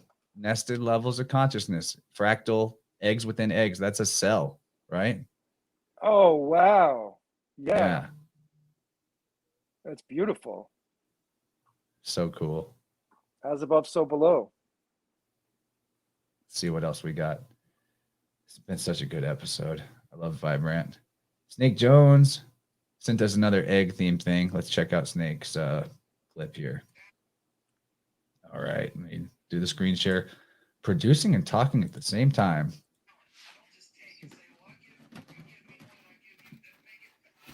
I might turn that down a little. Almost out. He's got runes on them. Oh, wow. Beautiful. It's our 9/11 eggs. What's interesting too is I've always thought of this link. Scorpio's been heavy on the mind lately. Scorpio's been kind of not Scorpio itself, but like Pluto has been interfering on me. Can you imagine hatching out of an egg? But Come on, little buddy. the old account of Scorpio was an eagle, a bird. And in that same region of the sky clock is the occult 13th sign, which is the serpent bearer. And there's, one's the high and one's the low. One's on the ground and one's in the sky. So I always thought that was an interesting dichotomy.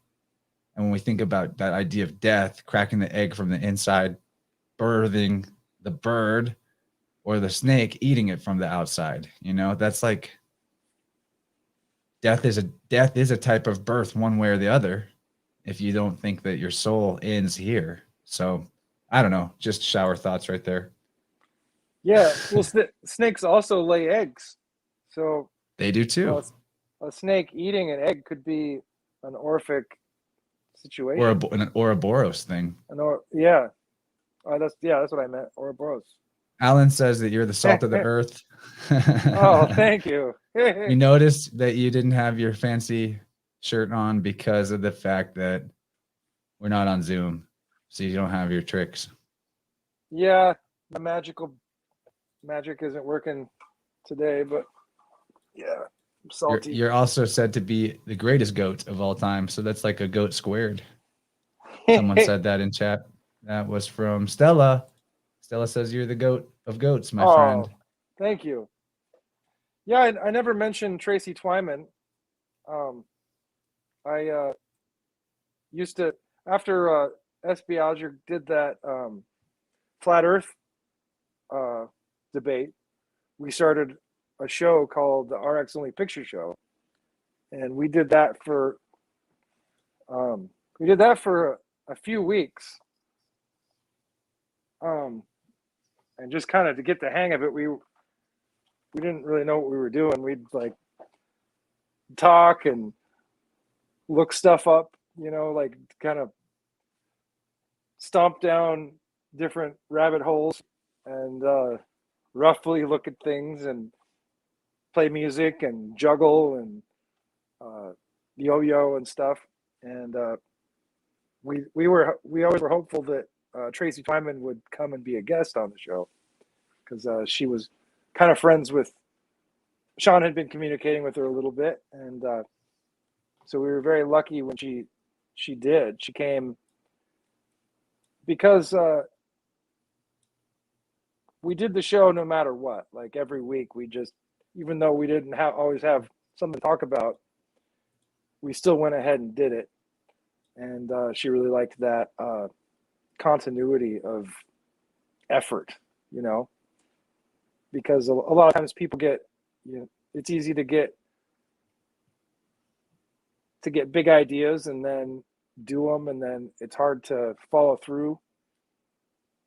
And so we were super lucky because she came on after that, week after week, and she had, sometimes we made plans a lot for what we talk about. We'd have a meeting, beforehand. When can we get this archive of RX Only? Well, it got taken down. It's kind of a little bit of a drama. Her husband actually claimed them all and had them, YouTube, like, it goes with That's so sketchy. It's your content. yeah, it's totally our content, but he claimed it all, and YouTube goes with the claimant before the claim me, or they go with the person that claims it before they go with the people that are getting claimed against. And I'd like to re-upload them. Sean has them all on disc. So they're not lost. That's good. They're not lost. Yeah. Put them on Odyssey, or maybe you won't get that same garbaggio. Yeah. I would like to do that. I definitely want to. As soon as I get the disc from him, I guess Odyssey has this weird thing about it where you have to have their crypto to make uploads. But there's other places you could do it. We should get Weaving Spiders on Rockfin. I don't see why not. Yeah, that would be cool. And then we could upload them live and comment on them and stuff. Do like a rebroadcast. There's a lot of info there. It's funny. It's actually, I bought this house, and it's because of Baphomet that I'm living in this house right now. And this is kind of a funny story. So me and Sean were at the bar talking our conspiracy stuff, and the bartender had a Baphomet necklace on. And we were like, oh, Baphomet, Baphomet, ooh la la. And we were like joking around with her, and became, like, got a conversation going. And she mentioned that this was her second job, and her first job was she worked for a loan writer. And I was like, you know what? I've been wanting to change my situation in life and buy a house instead of living in a rental house, because I had been in a rental house for some time. And she's like, oh yeah, just hit up my boss and give him your info or whatever, and he'll see if you apply for a loan, if you qualify. So I gave him the information, and I was so surprised that banks would give me money. Like, oh shoot, I can get like a death oath and a mortgage to buy a house. And so I got one. It's kind of worth it. It is worth it. So I was like, wow, this is so cool. Like I qualify for a house. And so I started looking around, and I was like, this is kind of hard to find a house. And somebody in my family said, you know what? Your cousin just became a realtor. And I was like, really? She's like, yeah, you should call her and see if she'll help you find a house. So I called my cousin. I was like, hey, I heard you became a realtor. And she's like, yeah, I just passed the test. Like, you'll be the first person that I can help. And so we were like looking around for like 3 or 4 weeks. We were like going to like 2 or 3 houses a week and looking at them. And I had this thought in mind of this house that I wanted to move into. It was like, well, I like compared all the houses to my grandparents' house. Like my grandparents had this house, and it had like a view of the mountains, and like had a garden spot, and the creek went behind it, and like there's a basement, like a workshop area, and all this stuff. So like every house I looked at, I compared in my mind to this house that was in my family for years, but it got sold when they died. And none of the houses that I saw were like it. And all, that like some of them had like a cool yard, but no basement, or, they had a view, but no yard, no workshop, no garage. And so I finally like settled on one, and I was like, okay. I was like, hey, I picked one, like, let's put an offer together on it. And she's like, okay, we'll come down tomorrow to my office or whatever, and we'll get it figured out. And that morning that I was going to go over to her office, she calls me up and she said, hey, before you come down, I just saw that grandma's house went up for sale. And I was like, what? like my grandparents' house, the one that I'd been comparing all these other houses to, the one that I was like thinking in my mind that I wanted to have a house just like this house was for sale. Like I was like, let's buy it right now. She's like, well, you got to look at it first. You know, it could have like holes in the floor that go down to hell or whatever. You know, like it's been a while since we've been Hell's there. cool though. We established that. Yeah, but hell is cool. Yeah, so I came and it was like my dream come true. I ended up buying this family house very luckily, and it was weird because it was before I was doing the RX Only Picture Show, but we knew about Baphomet from Tracy Twyman's work, so this whole Baphomet conversation led me to buying a house, and I closed the house on 9/11. So it's kind of a weird bunch of sinks there. And Yeah. you got a sink out of the deal. At least one, probably a few sinks in there. Kitchen I got sink, some bathroom sinks. sink. Yeah. I keep a bath mat in my. Dude, that's a sink. $1 million idea. A Baphomet bath mat. Yeah. That could be on the So- Weaving Spiders merch store. Chat is asking for proof that you're wearing pants. I cannot prove that I'm wearing pants, unfortunately, so I'm not gonna Yeah. take up the challenge. Well, let's just say I'm wearing pants. Totally. Snake Jones claims you've never worn them, but during a live stream before. Yeah, but guys, get on it. Make the merch. Baphomet bath mat. I think Baphomet that it's bath perfect. Phonetically Good idea. fun. Do what's fun. We established that. Speaking of fun, here's another one from the call-in line. Dances with Jim. I would like a poster of this too. I love that. Yeah. I'm gonna get on some merch for my stuff soon. I mean, more. There's a little bit out there, but it's about time. Hey, Merch is so awesome. I want to draw a card out of my tarot deck since we're all occulty right now talking about Baphomet. Yeah, what do you think, man? Is there anything that we should ask it, or should we just see what card fills in what we've been talking about? Yeah, let's do that. Let's see Okay. what fills in what we were talking about. This one looks shiny.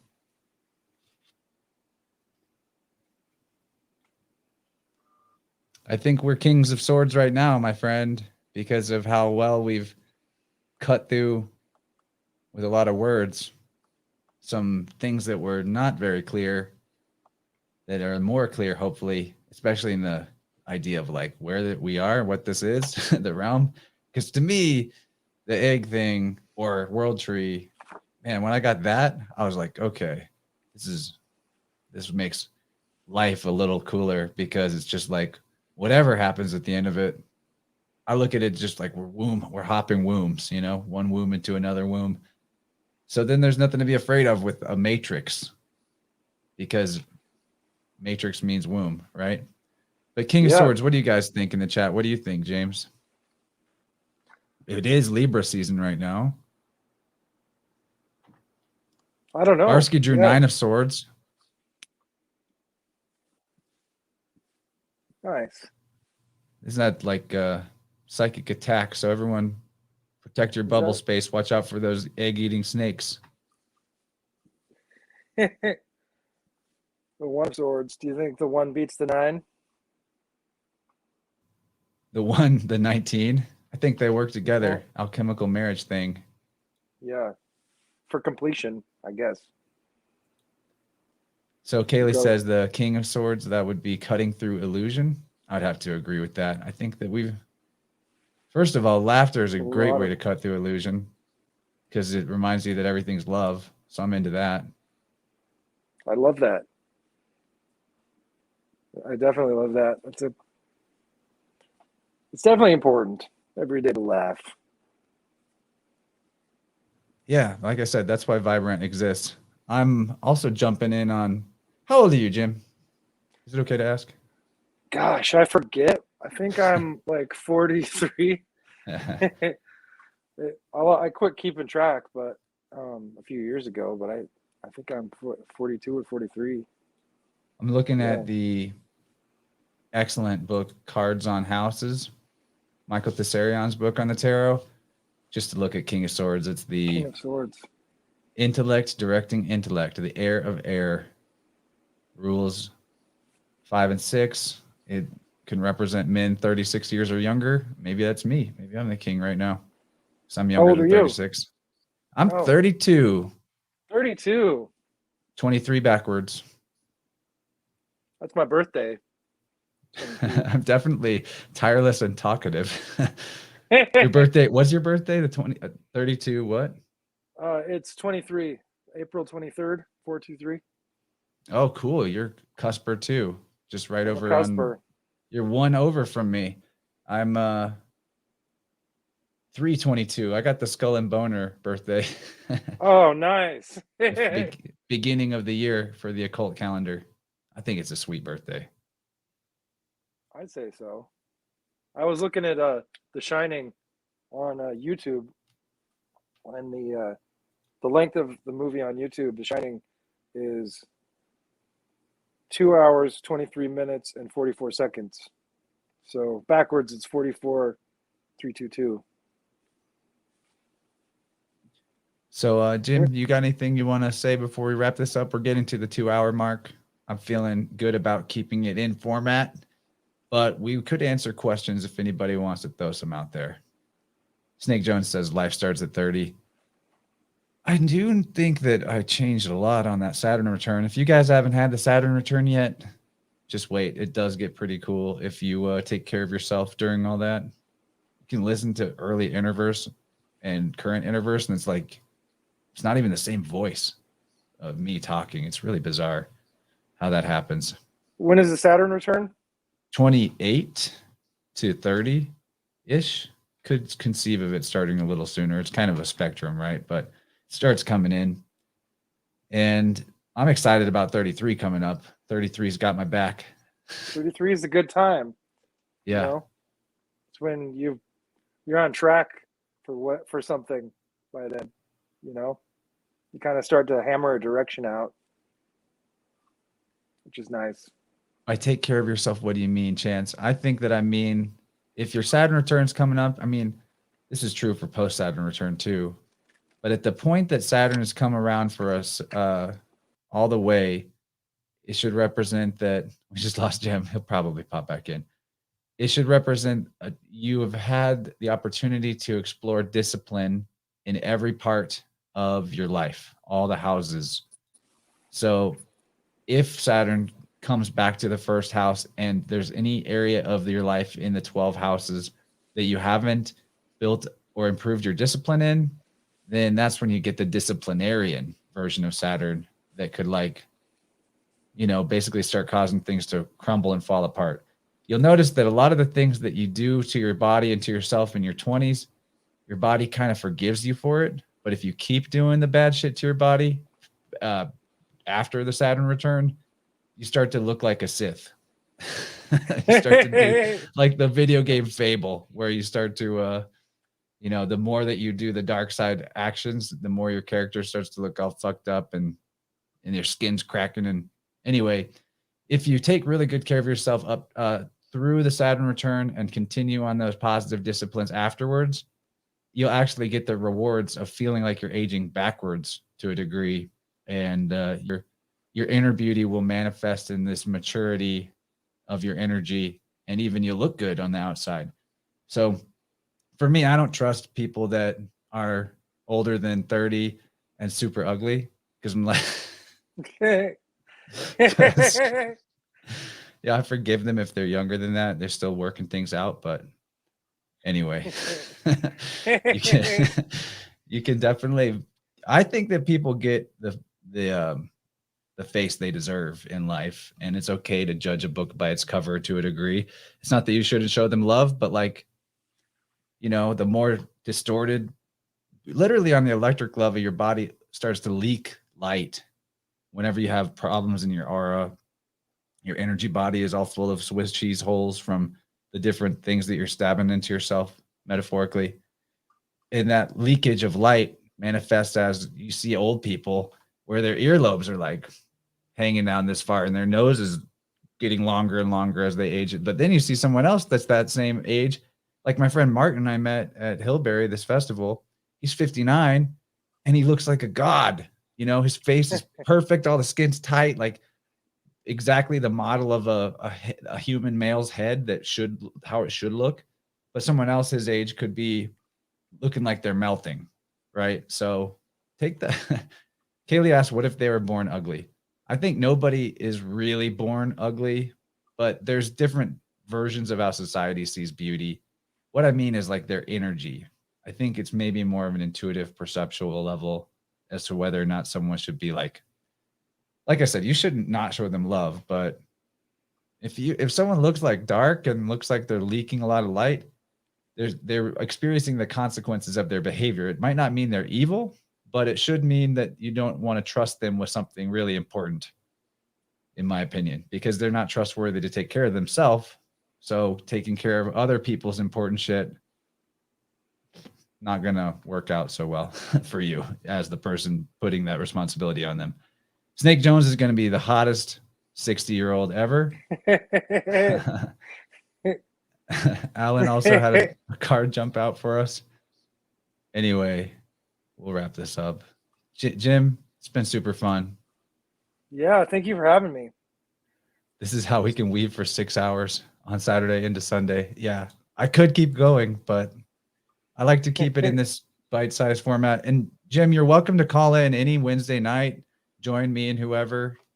That goes for all you out there in the chat who were too shy to actually call in today. Make me do all this talking. So I found a song to play us out with. I didn't make my own graphics for it, but that's because there's a cool music video for it already. By an artist called Diet Kong. His name is Keith, and he's a friend of mine, friend of the show. He's been on the show. Check out the archives with the episode with the guy Diet Kong, because it's a really inspirational episode where he talks about using Eastern medicine and Qigong to cure himself of Lyme disease, which I think Lyme disease is cowpoke injury. I think it's just another mask put on top of injection-based injury. But he was bedridden, paralyzed, like totally screwed from Lyme disease. And he cured himself with these practices. And he's a really great artist. And this song is called Hello Spider. So it feels appropriate since we're with the Spider fam. And I appreciate the welcoming energy all the Weaving Spiders community has shown to me. Looking forward to Saturday. InnerVerse fam, Vibe Rant fam, if you don't check out Weaving Spiders, welcome. It's like this, but there's more of us and it's super fun. And I hope to see a lot of you there that haven't tuned in yet. It's definitely Plug Weaving fun. Spiders, buddy. Plug it. You say what you Weaving would say. Spiders. It's a symposium of minds greater than mine. Way greater than mine. Everybody just bounces ideas off each other and takes their research into like skyward directions. It's just awesome. We come up with so much awesome stuff that it just goes on and on.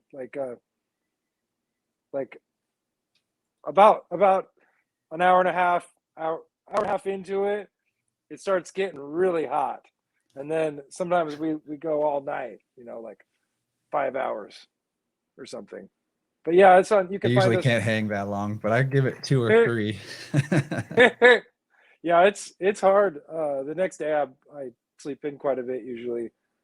But yeah, we're on the channel Weaving Spiders. Welcome at 10 o'clock Eastern on Saturday nights, 7 o'clock Pacific, or thereabouts. Sometimes we're a few minutes late, but we try to be about the same time. Yeah, you guys are doing great. And I love, Thanks. I'm about an hour to go, maybe 45 minutes to go on last week's epic double header. And, don't underestimate that second half, the gravy just keeps coming. Oh my gosh. Cheney joined in. I want to talk to her. She's got some very interesting ideas. Also, I've been kind of Definitely. forgetting about the Rockfin chat, but I see you over there, everybody. False Reality Check, Eric, Bad B, Lala, Wawa, Kabir, and even Occult Priestess popped in. Corinne, homegirl, she'll be on a Vibe Rant soon. And yeah, David, Nice. I'll plug Weaving Spiders all the time. I do plug Weaving Spiders on other people's shows all the time because I consider it one of my favorite things of the week, especially when I get to get in there. And you're right, it's time for us to rock out together on the same episode. Bring it. And all right, well, we're going to wrap it up, everybody. Let me get this song queued up. I'll hang out in the chat for the next 3-4 minutes while it plays. Jim, you're the man. Looking forward to continuing this profitable business relationship. Hell yeah, thank Academic you. relationship. Absolutely. Yeah, my pleasure you're welcome to back be- anytime. Much love, buddy. Much love, Be everybody invited. out there. Stick Thank around you. for this cool music video with Keith, aka Diet Kong, because it's spider themed.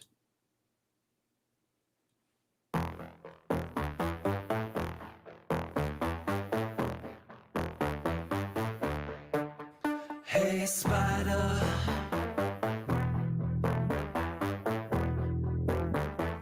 What up, what up, what up, what up, spider?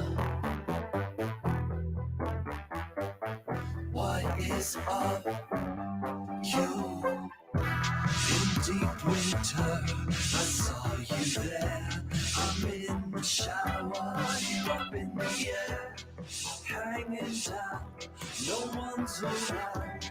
You whispering me. Sound of the sound that I live in, the walk in the way that I go down. I must be hearing things in the city again. Sound of the sound that I live in, the walk in the way that I go down. Right, yeah, that's my spider.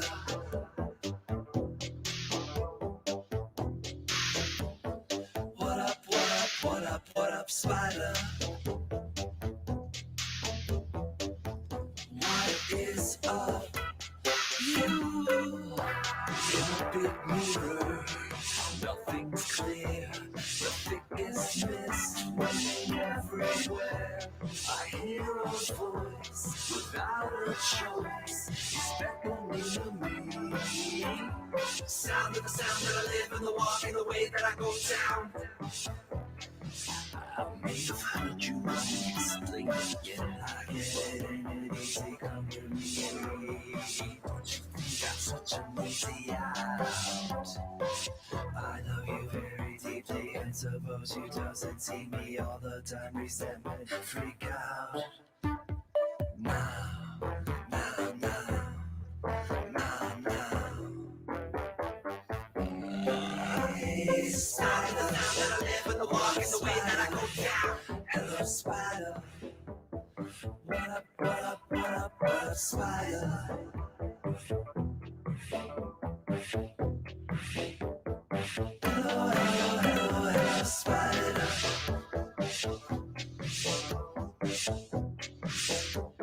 Now we friends now. Now, now, now, now. You sound let's walk way down.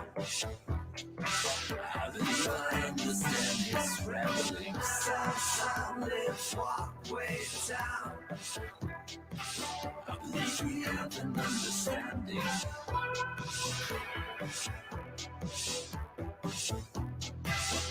I keep listening and shivering. Sound of the sound that I live in, the walk in the way that I go down.